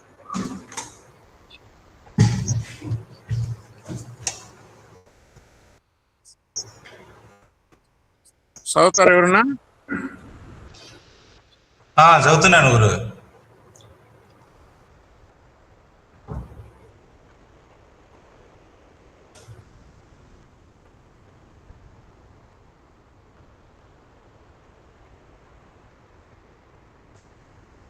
వివాహ సంబంధ అంశాలు. వివాహ విషయంలో కొంతమందికి అందమైన భార్యలు ఉండవచ్చు, కానీ వారి జీవితంలో సుఖాలు ఉండకపోవచ్చు. కొన్నిసార్లు విలాసాలు ఉంటాయి, కానీ కుటుంబ జీవితంలో ఆనందం ఉండదు. దీనికి కారణం వ్యాధులు, అనారోగ్యం, నీతిమాలిన ప్రవర్తన మొదలైనవి కావచ్చు. కొన్ని సందర్భాల్లో జాతకుడు సమాజంలో ప్రముఖుడు, శక్తివంతుడు అయినప్పటికీ కుటుంబంలో సుఖం ఉండదు, ఇంట్లో శాంతి ఉండదు. కొన్ని కుటుంబాల్లో తరచుగా గొడవలు ఉండి మనశ్శాంతి ఉండదు. మరికొన్ని కుటుంబాల్లో కూడా గొడవలు ఎక్కువగా ఉండి ప్రశాంతత ఉండదు. కొన్ని సందర్భాల్లో భార్య భర్త ఇద్దరూ మంచివారే అయినా వారి పిల్లలు మంచివారే కాకపోవచ్చు. కొన్నిసార్లు భార్య అందంగా ఉన్నప్పటికీ వివాహేతర సంబంధాలు ఉండవచ్చు. కొన్ని కుటుంబాల్లో భర్త భార్యపై అధికారం చూపుతాడు, మరికొన్ని సందర్భాల్లో భార్య భర్తపై అధికారం చూపుతుంది. ఈ విధంగా వివిధ సమస్యలతో చాలా కుటుంబాలు జ్యోతిష్యుని వద్దకు వస్తాయి. కానీ ప్రశ్న ఏమిటంటే, వారికి సానుకూల పరిష్కారాలు ఇవ్వడం సాధ్యమా లేదా? జ్యోతిష్యులు జాతకుడిని ఎక్కువగా ప్రశ్నలు అడగకుండా సమస్యల కారణాలు మరియు మూలాలను తెలుసుకొని వాటికి సరి అయిన పరిష్కారాలను సూచించగలగాలి. అలా చేస్తే వారు సమాజానికి మంచి మార్గదర్శకులుగా నిలుస్తారు మరియు కుటుంబ సమస్యలను పరిష్కరించడంలో సహాయం చేస్తారు. కొన్నిసార్లు అవసరమైతే దైవతత్వం ద్వారా వారి లోపాలను సరిచేయడానికి మార్గనిర్దేశనం చేయాలి. మరికొన్ని సందర్భాల్లో మానసికంగా మార్గనిర్దేశనం చేయవచ్చు. ఇంకా కొన్ని సందర్భాల్లో తాత్వికంగా సలహాలు ఇవ్వవచ్చు. కాబట్టి జ్యోతిష్యుడు ఈ అన్ని కోణాలను బాగా అధ్యయనం చేసి తర్వాతే పరిష్కారాలు మరియు సూచనలు ఇవ్వాలి. ఆ సూచనలను అనుసరించడం ద్వారా వారు తమ రోజువారీ కుటుంబ సమస్యలకు సరైన పరిష్కారాన్ని పొందగలరు. జ్యోతిష్యుడు ఒక జాతకాన్ని తన చేతిలోకి తీసుకున్నప్పుడు ముందుగా ఆ వ్యక్తికి ఉపయోగపడే సరైన సూచనల రూపాన్ని నిర్ణయించాలి. అలా చేస్తే జ్యోతిష్యుడు మానవ సేవతో పాటు సమాజ సేవ కూడా చేసిన వాడవుతాడు. ఇవి సాధించడానికి కుటుంబ వ్యవహారాలపై ప్రభావం చూపుతున్న వివిధ గ్రహ దృష్టులను తెలుసుకోవడం అవసరం. భర్త జాతకాన్ని పరిశీలించినప్పుడు అతని స్వభావం, ప్రస్తుత కుటుంబ పరిస్థితులు వంటి విషయాలను గమనించాలి. అదే సమయంలో భార్య జాతకాన్ని కూడా పోల్చి ఈ రెండు సరిపోతాయా లేదా అన్నది పరిశీలించి తరువాత వారికి సామాజిక, మానసిక, దైవిక లేదా తాంత్రిక స్థాయిలో సరియైన పరిష్కారాలను సూచించాలి. అలా జ్యోతిష్యుడు ఎప్పుడూ జాగ్రత్తగా ఉండి జాతకాన్ని పూర్తిగా అధ్యయనం చేసి సరియైన మార్గనిర్దేశనం ఇవ్వాలి మరియు సమస్యలకు పరిష్కారాలను కనుగొనాలి. కొన్నిసార్లు దైవతత్వాన్ని అనుసరించడానికి యంత్రం, జపం, కవచం వంటి ఉపాయాలను సూచించాల్సి రావచ్చు. అందువల్ల ప్రతి కేసును జ్యోతిష్యుడు బాగా అధ్యయనం చేసి తర్వాతే విలువైన సలహాలు ఇవ్వాలి. కొన్నిసార్లు శాస్త్రీయ విధానాలు కూడా ఉపయోగపడవచ్చు. అందువల్ల జ్యోతిష్యుడు ఆ కోణాల్లో కూడా మంచి జ్ఞానం కలిగి ఉండాలి. కొంతమంది వ్యక్తులు కోపంగా ఉంటారు, కొంతమంది మృదువుగా ఉంటారు, మరికొందరు కామ ప్రవృత్తి ఎక్కువగా కలిగి ఉంటారు. ఇలా వివిధ స్వభావాలు ఉన్నవారు సంప్రదింపులకు వస్తారు. వారి స్వభావానికి అనుగుణంగా సలహాలు ఇవ్వాలి. కొన్నిసార్లు సంప్రదింపులకు వచ్చేవారు అత్యధిక కామ ప్రవృత్తి కలిగి ఉండవచ్చు. అలాంటి సందర్భాల్లో జ్యోతిష్యుడు వారికి మార్గనిర్దేశనం చేసి ఆ ప్రవర్తనను ఎలా తగ్గించుకోవాలో చెప్పాలి. ఇది ముఖ్యంగా వారి కుటుంబ సభ్యులకు, ముఖ్యంగా భార్యకు సహాయపడుతుంది. ఎందుకంటే అలాంటి ప్రవర్తన కుటుంబానికి పెద్ద సమస్యగా మారుతుంది. ఇప్పుడు కొంతమంది జాతకులకు జ్యోతిష్యుడు తాత్విక మార్గనిర్దేశనం ఎలా ఇవ్వగలడో ఒక పురాతన ఉదాహరణ ద్వారా చూద్దాం. ఒకప్పుడు ఒక రాజు ఉండేవాడు. అతను అత్యంత కామ ప్రవృత్తి కలిగి ఉండి ఎల్లప్పుడూ అలాంటి కార్యకలాపాల్లో నిమగ్నమై ఉండేవాడు. అతని రాజభవనం ఒక దేవాలయం ఎదురుగా ఉండేది. దేవాలయానికి వచ్చే అందమైన వివాహిత స్త్రీలను గమనిస్తూ ఉండేవాడు. ఎవరైనా అందమైన స్త్రీ కనిపిస్తే తన సేవకులకు ఆ స్త్రీని తన గదికి తీసుకురావాలని ఆజ్ఞాపించేవాడు. రాజు ఆజ్ఞలను ఎవరూ తిరస్కరించలేరు. ఒకరోజు ఒక అందమైన స్త్రీ, ఆమె ఆలయ పూజారి కోడలు, దేవాలయానికి వచ్చింది. రాజు ఆమెను చూసి తన మనుషులను ఆమెను తన రాజభవనానికి తీసుకురావాలని ఆదేశించాడు. ఆ కుటుంబం కలత చెందింది, కానీ ఆ స్త్రీ మాత్రం అస్సలు కలత చెందలేదు. ఆమె తన భర్తతో, ఓ భర్త, మీరు ఆందోళన చెందవద్దు, నేను నా ప్రాతిపత్యాన్ని కోల్పోను, కానీ రాజుకు ఒక పాఠం నేర్పుతాను అని చెప్పి రాజభవనానికి వెళ్ళింది. ఆమె రాజును 5 పంచలోహ పాత్రలు తెప్పించమని చెప్పింది. వాటిలో నీటిని నింపమని చెప్పింది. తరువాత ప్రతి పాత్ర నుంచి ఒక చెంచా నీటిని తీసి రుచి చూడమని చెప్పింది. రాజు ఎందుకు ఇలా చేయాలని అనుకుంటూ ఆశ్చర్యపోయాడు. తరువాత ఆమె రాజును అడిగింది, ఈ నీటిలో ఏమైనా తేడా కనిపించిందా అని. రాజు లేదు అని చెప్పాడు. అప్పుడు ఆమె చెప్పింది, ఇక్కడ పాత్రలు వేరువేరు, ఒకటి బంగారం, మరొకటి వెండి, ఇంకొకటి రాగి, మరొకటి ఇతర లోహంతో ఉండవచ్చు, కానీ మీరు త్రాగిన నీరు మాత్రం మారలేదు, అదే విధంగా ఉంది. ఈ విధంగా ఈమె రాజుకు ఒక గొప్ప పాఠం నేర్పింది. పాత్రలు వేరువేరైనా అందులోని నీరు ఒకటే. అదేవిధంగా స్త్రీలు వేరువేరు అయినా వారి సహజ స్వభావం ఒకటే. అప్పుడు రాజు తన తప్పును గ్రహించి జ్ఞానం పొందాడు. ఇలాంటి విలువైన తాత్విక మార్గనిర్దేశనం సంప్రదింపులకు వచ్చే కొంతమందికి జ్యోతిష్యుడు ఇవ్వగలడు. ఈ విధంగా జ్యోతిష్యుడు ఒక మంచి మార్గదర్శకుడిగా నిలుస్తాడు. ఈ తరహా పరిస్థితులకు సాధారణంగా శుక్రుడు, చంద్రుడు, రాహు కలయిక లేదా శుక్ర బుధుడు చంద్రుడు కలయిక వంటి యోగాలు కనిపిస్తాయి.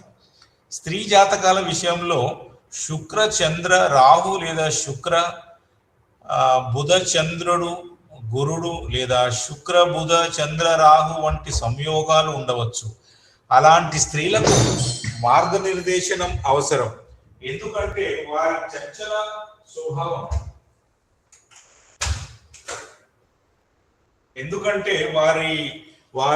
వారు చంచల స్వభావం కలిగి ఉండవచ్చు.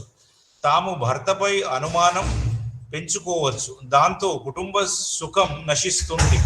అవసరం లేని అపవాదులు వస్తాయి. భర్త మరియు పరిచయస్తుల మద్దతు కోల్పోయి చివరికి తమ జీవితం మరియు కుటుంబాన్ని దెబ్బతీసుకుంటారు.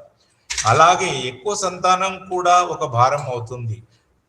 అధిక కామ ప్రవృత్తి, వరుసగా గర్భధారణ, ఎక్కువ పిల్లలు, వీటి వల్ల ఆర్థిక ఇబ్బందులు, రోజువారీ కష్టాలు, చివరకు కన్నీళ్లు మరియు బాధలు కలుగుతాయి. కొంతమంది స్త్రీలు కోపంగా మొండిగా ఉంటారు. కుజుడు మరియు గురుడు పరస్పరం 7వ దృష్టిలో ఉంటే అలాంటి పురుషులు లేదా స్త్రీలలో రక్తపోటు, చిన్న విషయాలకి గొడవలు జరుగుతాయి. అలాంటి సందర్భాల్లో భర్త చెడు భార్య వల్లే బాధపడాల్సి వస్తుంది. పురుష జాతకంలో కుజుడు శని బుధుడు వంటి గ్రహాలతో కలిసి ఉన్నా లేదా కుజుడు కేతువుతో కలిసి ఉన్నా, అలాగే కుజుడు శని సంయోగం లేదా నీచ స్థితిలో ఉన్న కుజరాహువులు కలిసి ఉన్న భర్త చాలా వినయంగా ఉంటాడు. కొన్నిసార్లు భార్యలు భర్తను కొట్టే స్థితి కూడా ఉంటుంది. అప్పుడు భర్త నన్ను కొడుతున్నావా, కొట్టు, ఇంకా కొట్టు, నీకు తృప్తి వచ్చే వరకు కొట్టు అని చెప్పేంత వినయంగా ఉంటాడు. అలాంటి పరిస్థితుల్లో అహంకార స్వభావం కలిగిన స్త్రీలకు తప్పనిసరిగా మార్గనిర్దేశనం అవసరం. దీనిని జ్యోతిష్యుడు చేయగలడు. స్త్రీ జాతకాల్లో కుజ గురు సంయోగం ఉంటే రక్తపోటు సమస్యలు కనిపిస్తాయి. అప్పుడు జ్యోతిష్యుడు వారికి మీ అదృష్టం మంచి స్థితిలో ఉంది, మీరు మంచి ప్రవర్తన కలిగి ఉండాలి, క్రూరమైన మనస్తత్వానికి లోబడకూడదు అని సూచించాలి.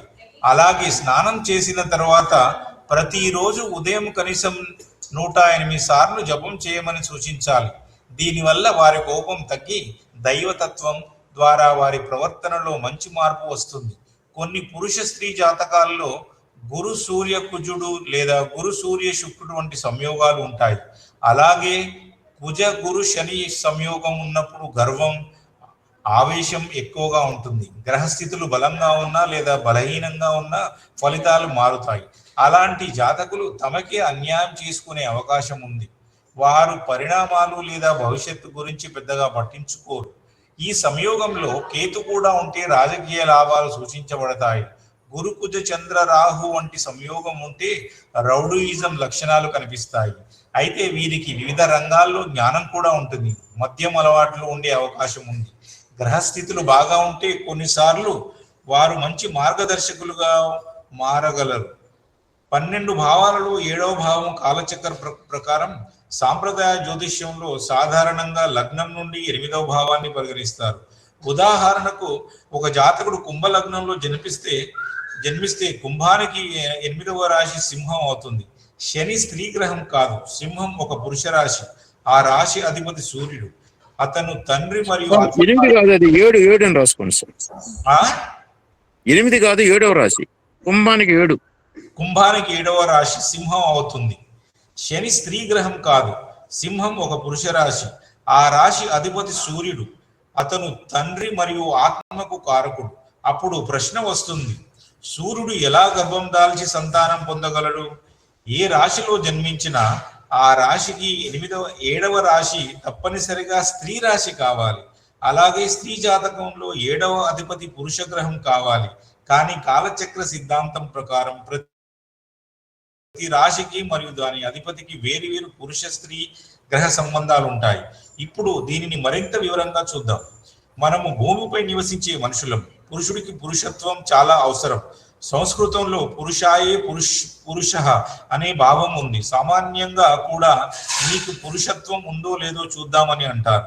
కుజుడుకు శక్తికి కారక గ్రహం. కుజుడు శక్తికి కారక గ్రహం. మేషరాశికి 7వ రాశి తులారాశి అధిపతి శుక్రుడు స్త్రీ గ్రహం. కాబట్టి మేషానికి 7వ రాశి స్త్రీ రాశిగా ఉంటుంది. అదే విధంగా వృషభ రాశిని తీసుకుంటే దానికి 7వ రాశి వృషభం శుక్రుని స్త్రీ రాశి, దానికి 7వ రాశి అయిన వృశ్చికం పురుష రాశి, కుజుడు అధిపతి కాబట్టి పురుష స్వభావం.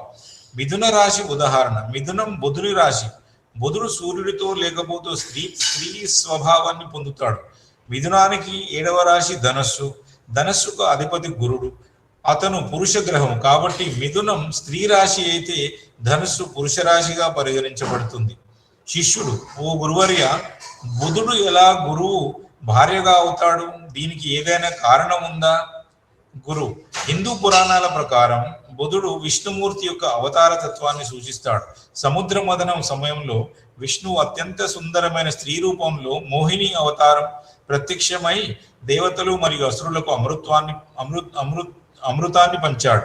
ఇక్కడ గమనించండి, మిథునానికి 2వ రాశి కర్కాటకం, ఇది అమృతాన్ని సూచిస్తుంది.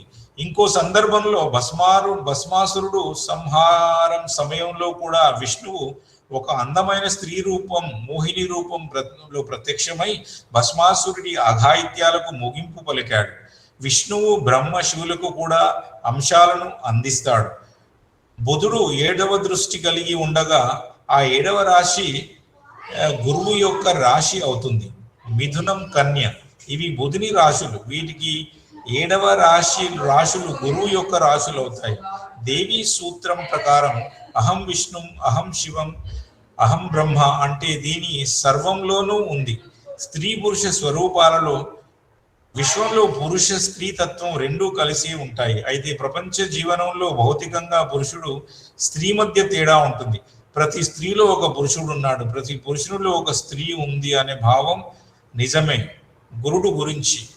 గురుడు మార్గదర్శకుడుగా పిలువబడతాడు. సంస్కృతంలో ఇలా చెప్పబడింది గురు బ్రహ్మ, గురు విష్ణు, గురుదేవో మహేశ్వర, గురు సాక్షాత్ పరబ్రహ్మ, తస్మై శ్రీ గురవే నమః. అందువల్ల గురువులో బ్రహ్మ విష్ణు మహేశ్వరుల 3 అంశాలు ఉంటాయి. విష్ణువు తన శక్తిని కలిగి ఉండి గురువు యొక్క 7వ రాశిలో స్త్రీ స్వరూపంగా ప్రత్యక్షమవుతాడు. కర్కాటక రాశి చంద్రుని రాశి. కర్కాటకానికి 7వ రాశి మకరం, ఇది శని యొక్క రాశి. శని ఈశ్వరతత్వాన్ని సూచిస్తాడు. చంద్రుడు పార్వతీదేవిని సూచిస్తాడు. పార్వతీదేవి యొక్క తత్వాన్ని చంద్రుడు సూచిస్తాడు. మకర రాశి కర్కాటకానికి 7వ రాశి. మకరం శని యొక్క రాశి. శని పరమేశ్వరుని శివుడి తత్వాన్ని సూచిస్తుంది. ఇక్కడ చంద్రుడు స్త్రీ, శని పురుషుడు. కాబట్టి చంద్రుడు భార్య పార్వతి, శని భర్త ఈశ్వరుడుగా భావించబడతాడు. శిష్యుడు, ఓ గురువర్య, మీరు శని పురుషుడు అని చెప్పారు. సింహం పురుష రాశి, ఎందుకంటే సూర్యుడు పురుష గ్రహం, పైగా శని కూడా పురుషుడే. అయితే సింహానికి 7వ రాశి కుంభం. సూర్యుడు పురుషుడు, శని కూడా పురుషుడు. అప్పుడు ఇక్కడ 2 పురుషులే, మరి స్త్రీ ఎక్కడ? గురు. సూర్యుడు త్రిగుణాత్మక స్వభావం కలిగిన వాడు. ఉదయం బ్రహ్మ స్వరూపం, మధ్యాహ్నం రుద్ర స్వరూపం, సాయంత్రం విష్ణు స్వరూపంగా ఉంటాడు. సంస్కృతంలో ఇలా చెబుతారు, ఉదయే బ్రహ్మ స్వరూప, మధ్యాహ్నేతు మహేశ్వర, అస్తమానే స్వయం విష్ణు, త్రైమూర్తి దివాకరం. మధ్యాహ్న సమయంలో సూర్యుడు రుద్రాంశ స్వరూపంగా మార్తాండ స్వరూపం ఉంటాడు. సింహానికి 7వ రాశి కుంభం అంటే పాత్ర, కుండ. ఆ పాత్రలో సాధారణంగా చీకటి ఉంటుంది. ఆ చీకటిని ఛాయ, నీడ అంటారు. మధ్యాహ్న సమయంలో సూర్యుని కిరణాలు ఆ ఛాయపై పడినప్పుడు శని జన్మించాడు. ఛాయ సూర్యుని భార్యగా భావించబడుతుంది. కాబట్టి సూర్యునికి 7వ రాశి ఛాయను సూచిస్తుంది. అందువల్ల కుంభం పూర్తిగా పురుష రాశి కాదు, ఎందుకంటే అది శని జన్మస్థానం. కాబట్టి ప్రతి పురుష రాశికి 7వ రాశి స్త్రీ రాశిగానే పరిగణించాలి. అలాగే ప్రతి స్త్రీ రాశికి 7వ రాశి పురుష రాశి అవుతుంది. 12 రాశుల్లో వృషభం, మిథునం, కర్కాటకం, కన్య, తులా, కుంభం ఈ రాశులు స్త్రీ రాశులుగా పరిగణించబడతాయి. గమనిక, కుంభం కొన్నిసార్లు మాత్రమే కుంభాన్ని తప్పిస్తే మిగతా 5 రాశులను భారతీయ జ్యోతిష్యంలో పంచకన్యలోని పిలుస్తారు. సంస్కృతంలో కూడా ఇలా చెబుతారు, పంచకన్యా స్మరి నిత్యం మహాపాప వినాశనం. అంటే ఈ 5 కన్యలను స్మరించడం పాపాలను తొలగిస్తుంది. అందువల్ల కుజుడు భర్తకు కారకుడు, శుక్రుడు భార్యకు కారకుడు. ఈ గ్రహాలను కలిపి కలత్రకారకులు అని అంటారు. ధన్యోస్మి. బాప్రే, పెద్ద వ్యాసమే చదివించారు గురుగారు. సార్ ఇది మన పూర్వీకులు తాళపత్ర గ్రంథాల్లో రాసిన దాన్ని ఈ ఆర్జీరావు గారు ఇంగ్లీష్ లో రాశారు. మనం ఏం చేసామంటే తెలుగులో పెట్టాం. ఓకే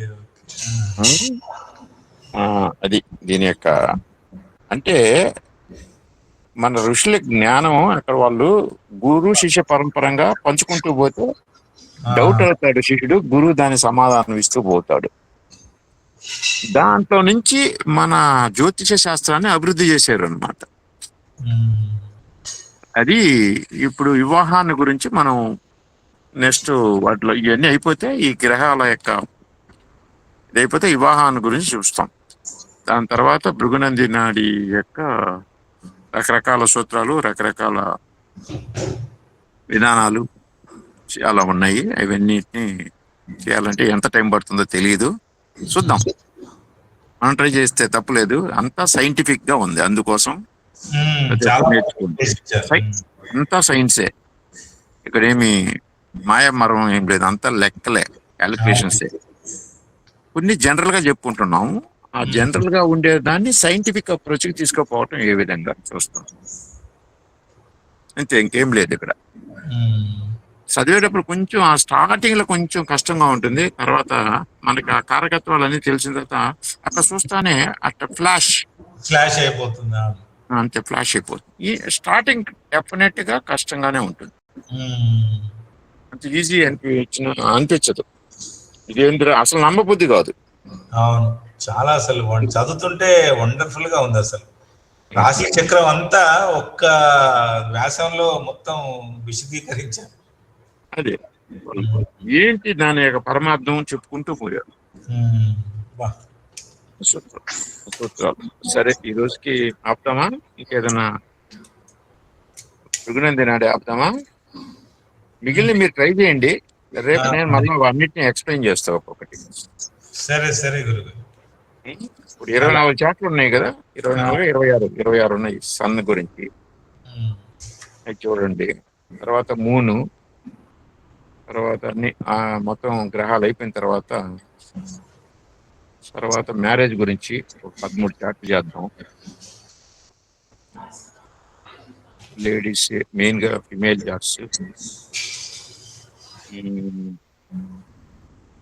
13 చాప్టర్లు. తర్వాత ఫండమెంటల్స్ ఆఫ్ నాడీ ఆస్ట్రాలజీ బుక్ ఉందా అందరి దగ్గర? ఇది ఆర్జీరావు గారు అండి. ఏదో వేరే కలెక్షన్ ఉంది కానీ ఆర్జీరావు గారు లేదు. ఆర్జీరావు గారిది ఫండమెంటల్స్ ఆఫ్ నాడీ ఆస్ట్రాలజీ చూడండి. తర్వాత మన సత్యనారాయణ నాయక్ కూడా ఒక బుక్ రాశాడు, అది బాగానే ఉంటుంది ఎక్స్ప్లెనేషన్ తో. తెలుగు ఆయన ఇంగ్లీష్ లో రాశాడు. ఆ బుక్ కూడా చదవచ్చు, మంచి బుక్. ఇది కూడా కష్టపడతారు. ఏవి సుందరం బుక్ ఉండొచ్చు మీ దగ్గర, హైదరాబాద్ లో ఉన్నారు ఏవి సుందరం గారు. ఆ బుక్ తీసుకోండి. మీరు చదివితే బాగుంటుంది. అప్పుడు మనం చాట్లు చేసుకుంటా పోతుంది. అక్కడ ఫండమెంటల్స్ అన్ని ఉంటాయి. ఫండమెంటల్స్ అంటే అలా చెప్పాలంటే కొద్దిగా చెప్పుకుంటా, స్పీడ్ గా చెప్పుకుంటే పోవచ్చు, కానీ నిదానంగా చెప్పాలంటే కష్టం అవుతుంది. టైం సరిపోదు కదా. అవునండి. అందుకని మీరు ఒక్కసారి ప్రిపరేషన్ లో వచ్చారంటే నేను మాట్లాడాలంటే ఇంకా తెలివిగా ఉంటుంది. చూడండి అందరూ. అలాగే గురువు నాకు చార్ట్లు పెట్టండి. చెప్పండి. నాకు చార్ట్లు పెట్టండి, రవి గురించి చార్ట్ పెట్టండి. దీంట్లో చార్ట్ అనాలిసిస్ లో పెట్టినాం కదా సార్, మ్యారేజ్ గ్రూప్ లో కూడా ఉంది. అంటే ఇప్పుడే కదా సార్ నేను యాడ్ అయ్యానండి, నాకు ఇది వచ్చిందండి ఇప్పుడు ఉన్న. మీరు మ్యారేజ్ గ్రూప్ లో ఉన్నారా? లేదు సార్. ఏ గ్రూప్ లో ఉన్నారు మీరు? చార్ట్ అనాలిసిస్ దాంట్లో ఇప్పుడే యాడ్ అయ్యింది సార్. ఇప్పుడే యాడ్ అయ్యి ఎవరన్నా ఫార్వర్డ్ చేయండి మేడం.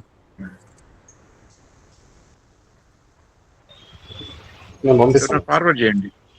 నేను ఫార్వర్డ్ చేస్తాను. సరే, పులిపాని శ్లోకం 1. 4 గ్రహాలు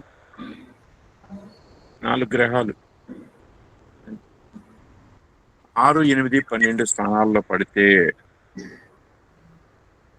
నరపతి యోగం అని రాశారు. నరపతి అంటే రాజు లేదా ప్రజాపతి, ప్రజలకి ప్రాతినిధ్యం వహించేవాళ్ళు. 4 గ్రహాలు కేంద్రంలో ఉండాలండి. నీత్యం గాని త్రిక స్థానాల్లో కానీ.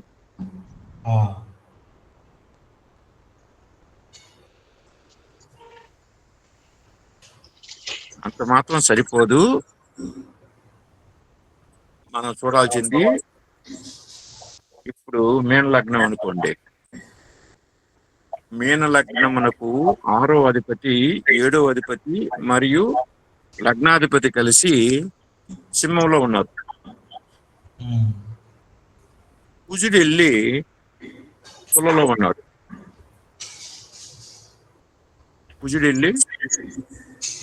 అప్పుడు 4 గ్రహాలు త్రిక స్థానంలో పడ్డాయి కదా.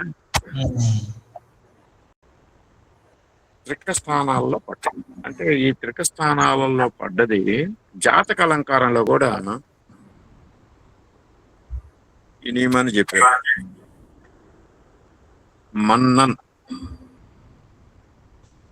అంటే రాజు. సారీ సార్, మళ్ళీ ఇందాక చెప్పింది అంటే ఏ లగ్నానికైనా దుస్థానాల్లో 4 గ్రహాలు ఉండడం అంతే కదా? 4 గ్రహాలు ఉండటం అంటే ఉంటే సరిపోదు. ఇక్కడ నేను ఒక ఉదాహరణ చెప్పాను. ఇక్కడ కుజుడు 8లో ఉండి తన స్థానాన్ని తను చూస్తాడు. గురువు 6లో ఉండి తన 10వ స్థానాన్ని చూస్తాడు. మరియు ధనస్థానాన్ని కుజ గురువులు చూస్తారు. ఈ విధంగా బలం చెందుతాయి. బలాన్ని కూడా చూసుకోవాలి. అప్పుడు మాత్రమే యోగం వస్తుంది. అప్పుడు మాత్రమే ఈ రూల్ ని మనం అప్లై చేసుకోవాలి.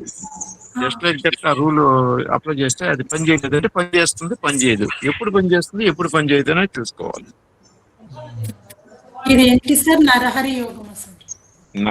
నరపతి, నరులకు పతి. నరులకు పతి రాజు కదా,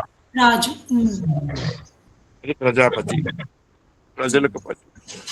జనరల్ గా దుస్థానంలో అన్ని గ్రహాలు ఉంటే ఇబ్బంది అని అనుకుంటాం కదా సార్. అదే అట్లా అనుకొని పొరపాటు పడతారని వాళ్ళు ఇది రాశారు.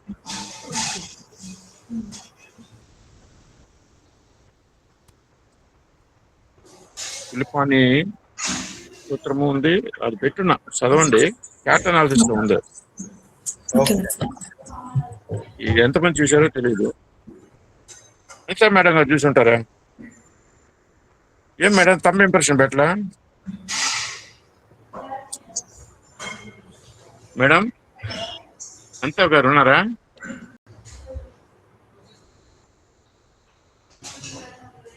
లేరా?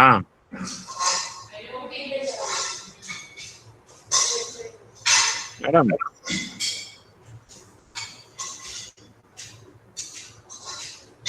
లేరు మేడం?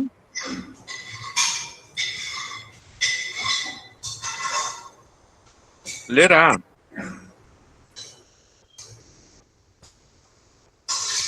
ఉన్నారా లేదా? అంతే మేడం ఉన్నారు కదా. చెప్పలేదా? పని మీద ఉన్నారా?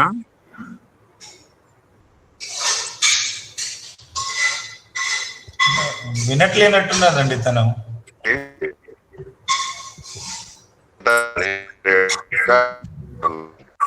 సరే, జాతక అలంకారంలో నటరాజన్ అనే అతను రాశాడు శ్లోకం 396. పులిపానిలో 127. పులిపాని సిద్ధరు. నరపతి సమానుడు అంటారు, నరపతి యోగం.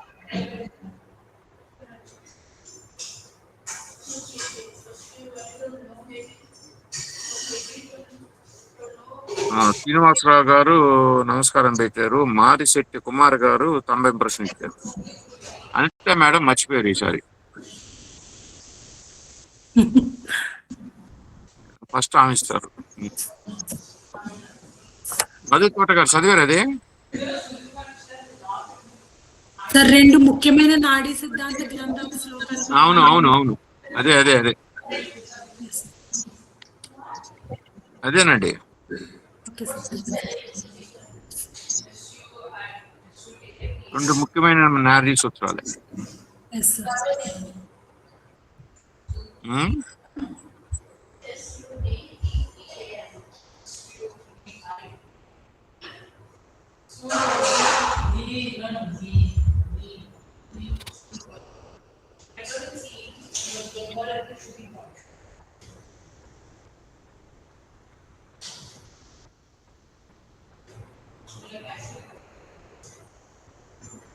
సార్ ఇక్కడ అంతరార్థంలో మరయ్యని అంటే కేవలం దోషం కాదు, అది అంతర్గత శక్తి, రహస్య బలము, సరైన పరిస్థితుల్లో అది యోగంగా మారుతుంది అని చెప్పారు కదా సార్. అంటే ఎప్పుడు మనము అలా తీసుకోవాలని అనుకోవాలి సార్ అది. అదే జాగ్రత్తగా అబ్జర్వ్ చేస్తే మీకు ఆ భావాలు ఎప్పుడు యాక్టివేట్ అవుతున్నాయి అర్థమవుతుంది. మనకు ధన యోగం, మంచి డబ్బు సాధారణ యోగం కాదు ఇది. రాజు రాజు లాంటి లైఫ్, ఎంపీగా ఉంటారు, అటువంటి యోగం. మనం చూసేదానికి జాతకం చాలా వీక్ అనిపిస్తుంది, కానీ అంతర్గతంగా చాలా బలం పొందిన చార్ట్ ఇది. సార్ మొత్తం ఇది ఒకసారి చదివిన సార్ వివరిస్తారు సార్. చదవండి. 2 ముఖ్యమైన నాడీ సిద్ధాంత గ్రంథాల శ్లోకాల భావాన్ని. జాతక అలంకారము శ్లోకం 396. శ్లోక భావము. జాతకంలో ముఖ్య భావాధిపతులు ప్రత్యేకంగా ధనం, సుఖం, భాగ్యం, కర్మ సంబంధిత గ్రహాలు. మరి ఏ స్థితిలోనైనా 6, 8, 12లో ఉన్నా కూడా అవి పూర్తిగా నష్టాన్నివ్వవు. ఆ గ్రహాలు బలంగా ఉన్నప్పుడు జాతకుడు సాధారణ స్థాయి నుంచి పైకి ఎదిగి గౌరవము, స్థానము, ప్రజల ఆదరణ పొందుతాడు. అంతరార్థము. మరై అంటే కేవలం దోషం కాదు, అది అంతర్గత శక్తి, రహస్య బలము, సరైన పరిస్థితుల్లో అది యోగంగా మారుతుంది. పులిప్పాణి జ్యోతిష్యము శ్లోకము 127. శ్లోక భావము. నిధి 9వ భావము భాగ్యము, కర్మ 10వ భావము వృత్తి, ధనం 2వ భావము సంపద, 4వ భావము సుఖము. ఈ 4 భావాధిపతులు మరై 6, 8, 12లో ఉన్న జాతకుడు నరపతి సమానుడు, రాజులాంటి జీవితము. ముఖ్య వ్యాఖ్యానము. సాధారణ జ్యోతిష్యము. ఈ గ్రహాలు దోషంలో కష్టం, కానీ పులిప్పాణి సిద్ధాంతం ఇదే స్థితి, విపరీత రాజయోగం స్థాయి ఫలితము. ఈ 2 శ్లోకాల కలిపిన సారాంశము. 2 గ్రంథాలు ఒకే విషయాన్ని చెబుతున్నాయి. ముఖ్య భావాధిపతులు మరైలో ఉన్న బలం ఉన్నప్పుడు అసాధారణ విజయాన్నిస్తాయి. గమనించాల్సింది, ఈ యోగం పనిచేయడానికి గ్రహం బలంగా ఉండాలి, ఉచ్చ స్వగ్రహము శుభదృష్టి ఉండాలి, దశాభుక్తి సపోర్ట్ కావాలి. తుది నిర్ధారణ. బయటికి కనిపించే జాతకం లోపల గొప్ప రాజయోగాన్ని దాచుకుని ఉంటుంది. Complete sir.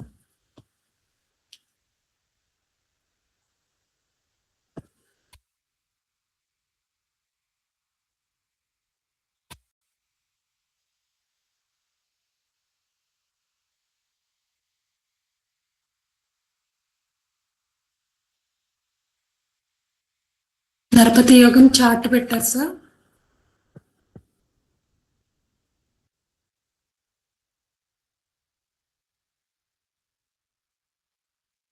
చార్ట్ పెట్టాను కదా. Yes sir. మీన లగ్నానికి 6వ స్థానంలో రవి గురువు బుధులు ఉన్నారు సార్.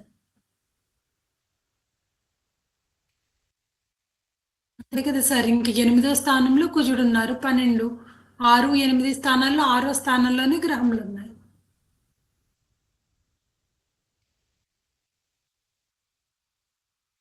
పెద్ద అంటే యోగ ఇప్పుడు జాతకం. 6వ స్థానం ద్వారా యోగం వచ్చిందంటారా సార్? రవి అదే స్వస్థానంలో ఉన్న మూలను. ఉమ్, ఓకే సార్. ఈ యోగం చూడండి ఎంత బాగుందో.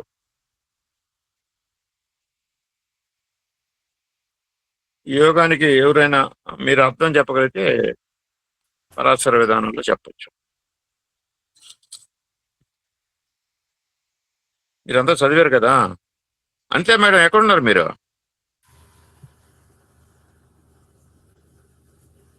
అనితే మేడం గారు,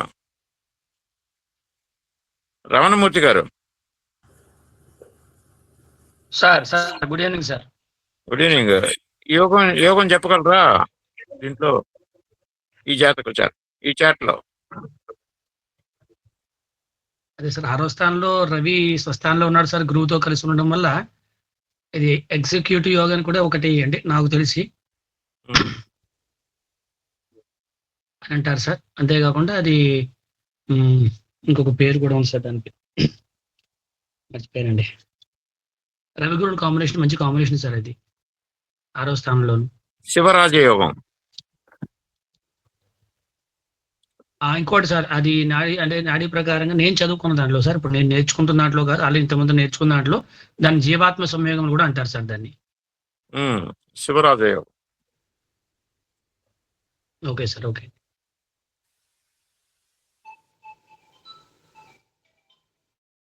ఇంకా ఎవరైనా చెప్పగలరా ఆ చాట్ని? చాట్ పెట్టాను కదా చూడండి. దేవి మేడం మీరు చెప్పగలరా? దేవి గారు చెప్పగలరా? అందరూ సైలెంట్ అయిపోయారు. గురుగారు ఒకసారి ఎక్స్ప్లెయిన్ చేస్తారు. ఈ జాతకుడు గవర్నమెంట్ ఉద్యోగంలో మంచి స్థాయిలో ఉన్నారా సార్? ఎంపీ మా. ఓ సారీ సార్. ఏమండి? ఎంపీ. ఒకసారి ఎక్స్ప్లెయిన్ చేయరు గురుగారి చార్ట్. సార్ అలా అయితే ఇప్పుడు ఆయన రవి మహాదశలో కానీ గురు మహాదశలో కానీ పొలిటికల్ స్టేటస్ అనుభవించారంటారు సార్ ఆ పదవులు?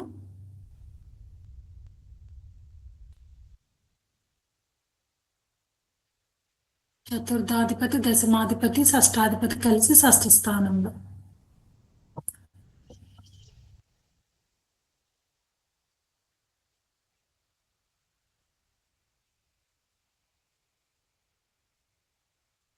గురుగారి చార్ట్ అనాలిసిస్ చేయరా ప్లీజ్?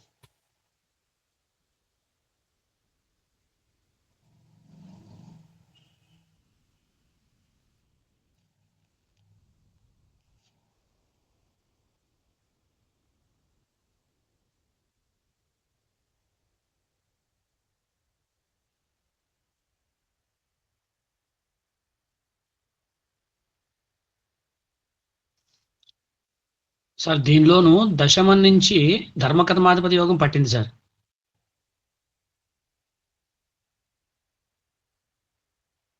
వివరిస్తారా?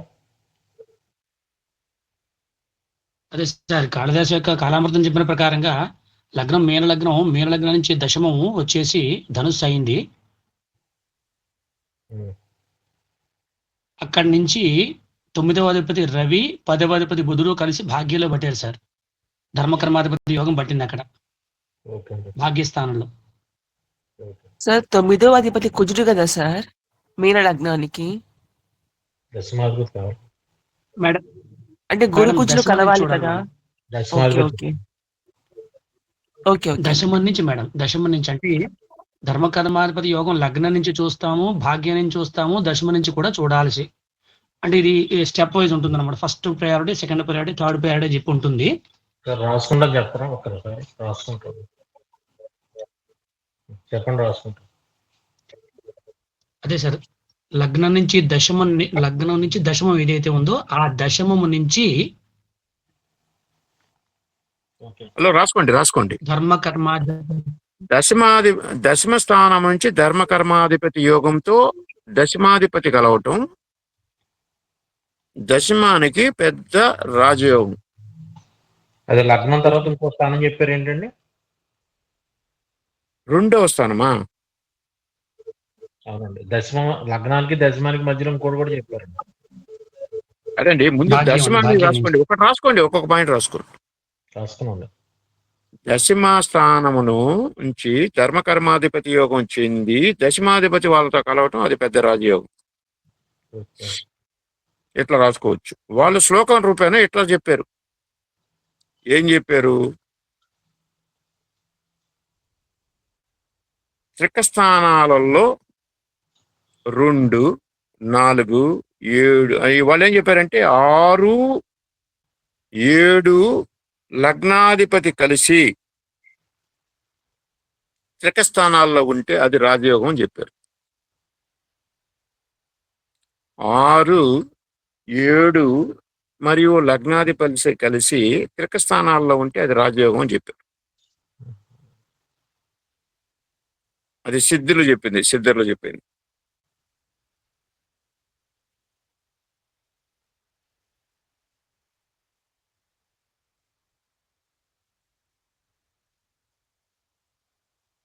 ఆరు, 7, 8. పులిపాని ఏం చెప్పాడంటే 4 గ్రహాలు నీచమైనా 4 గ్రహాలు త్రికస్థానాల్లో ఉన్నా అది నిరపతి యోగం అని చెప్పాడు.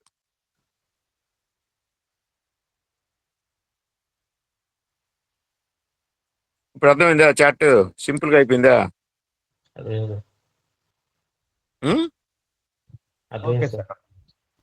చాట్ అర్థమైంది కదా? అందరికి అర్థమైంది కదా? చెప్పిన రూల్ అర్థమైంది కదా? ఇంకోసారి ఎక్స్ప్లెయిన్ చేస్తే బాగుంది సార్.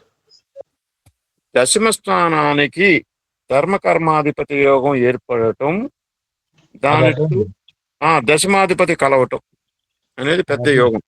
అది అర్థమైంది సార్, అది అర్థమైంది. ఆయన ఎంపీ అవడానికి కారణం అయిందండి. తర్వాత ఈ 2, 4 భూయోగం కూడా ఉంది. 4వ అధిపతి కలిసాడుగా.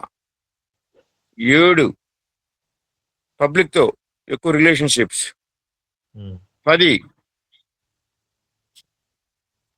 మళ్ళా ఇక్కడ 9వ అధిపతి కూడా త్రికస్థానంలో పడ్డాడు.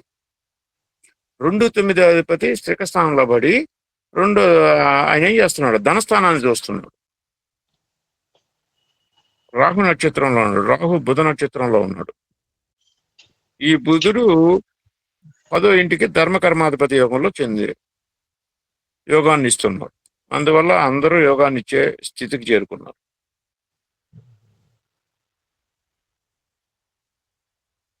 శని 11వ అధిపతి 7లో కూర్చున్నాడు.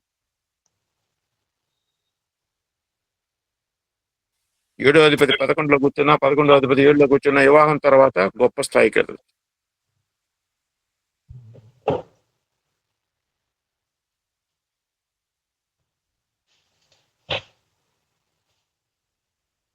ఏడో అధిపతి 11లో కూర్చున్నా, 11వ అధిపతి 7లో కూర్చున్నా వివాహం తర్వాత గొప్ప స్థాయి పొందుతారు.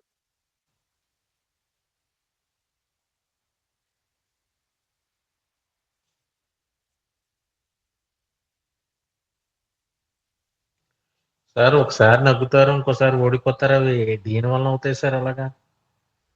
ఆ టైంలో వాళ్ళకుండే భుక్తులు ఫలితాన్ని ఇవ్వాలి. ఆ భుక్తి ఫలితాన్ని ఇవ్వకుండా ఫలిత దోషం ఉంటుంది. షష్టాష్టక దోషాలు ఉంటాయి. దశాభుక్తులు చూసుకోవాలేమో.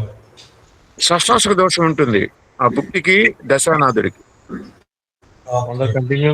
లేదు, ఆ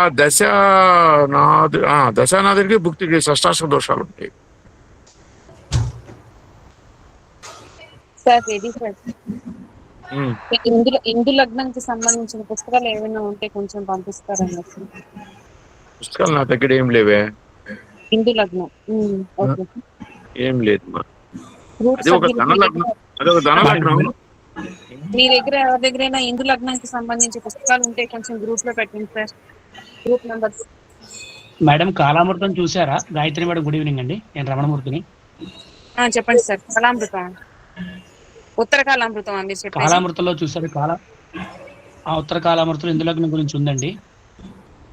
ఓకే, అంటే డీటెయిల్డ్ గా చిన్న ఉందా? టాపిక్ అదండి. అది కాదు, డీటెయిల్డ్ గా ఉంది, డీటెయిల్డ్ గా ఉంది. ఓకే మేడం హిందూ లగ్నం గురించి నేను నీట్ గా ఎక్స్ప్లెయిన్ చేయగలను మేడం. Okay sir. కావాలనా హిందూ లగ్నం గురించి చెప్పాలి? ఇందు లగ్నం గురించి డీటెయిల్స్ కావాలి నాకు. అంటే లగ్నం ఇందు లగ్నం ఎలా వేయాలి అన్నది తెలుసు. ఇక్కడ నుంచి ఫర్దర్ గా మనం డీటెయిల్స్ ఎలా చూడాలి ఏమిటి అన్నది. హిందూ లగ్నం ఎప్పుడు యోగిస్తుంది, ఎప్పుడు యోగించదు? దగ్ధ రాశి అయితే యోగించదు మేడం. హిందూ లగ్నం దగ్ధ రాశి అయితే యోగించదు. లేకపోతే శని పోయినప్పుడు కానీ, ట్రాన్సిట్ లో గురువు పోయినప్పుడు కానీ, శుక్రుడు పోయినప్పుడు కానీ భయంకరంగా ధనవర్షం వస్తుంది. ధనం వస్తుంది. ఓకే. శుక్రుడు హిందూ లగ్నం మీద వెళ్ళినప్పుడు, గురువు హిందూ లగ్నం మీద ప్రయాణించేటప్పుడు,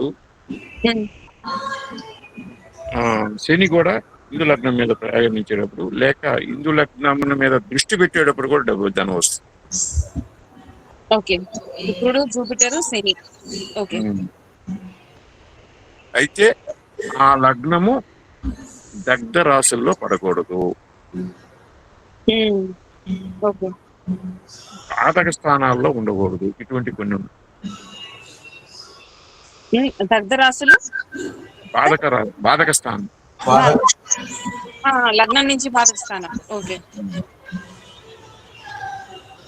అటువంటి ఉండవు.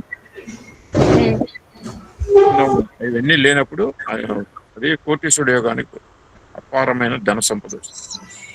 అదే వెల్త్ గురించే ఒక జాతకంలో కోటీశ్వరుడు ట్యాక్స్ రైడ్ అది అయ్యి డబ్బు అంతా కోల్పోయాడు. మళ్ళీ అప్పుడు మళ్ళీ తిరిగి సంపాదించుకుంటే ఎప్పుడు, అది ప్రశ్న అన్నమాట. దశాభుక్తులేమో సహకరించట్లేదు. సరే ఎలా వచ్చింది అంటే ఎలా చూద్దాం అంటే ఇందు లగ్నం అని ఒకళ్ళు చెప్పారు. ఇందు లగ్నం అనేది వెల్త్ కోసమే చూస్తాం, అది బాగుంటే మళ్ళీ ఇతను సంపాదించుకుంటాడు. ఏజ్ కూడా 62, 65 దగ్గరికి వచ్చేసారు. అది క్వశ్చన్ మార్క్. అంత ఏజ్ లో మళ్ళీ అంత సంపాదించుకోవాలంటే ఎక్కడికి అవుతుంది? అక్కడ కన్ఫ్యూజన్ లో పడిపోయాను నేను. అలా హిందూ లగ్నం ఎప్పుడు యాక్టివేట్ అవుతుందో చూడాలి.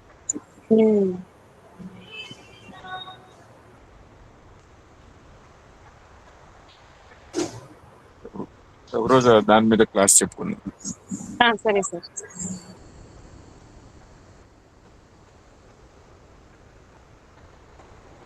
ఓకే, గుడ్ నైట్ అండి. నమస్తే, థ్యాంక్ యూ సార్.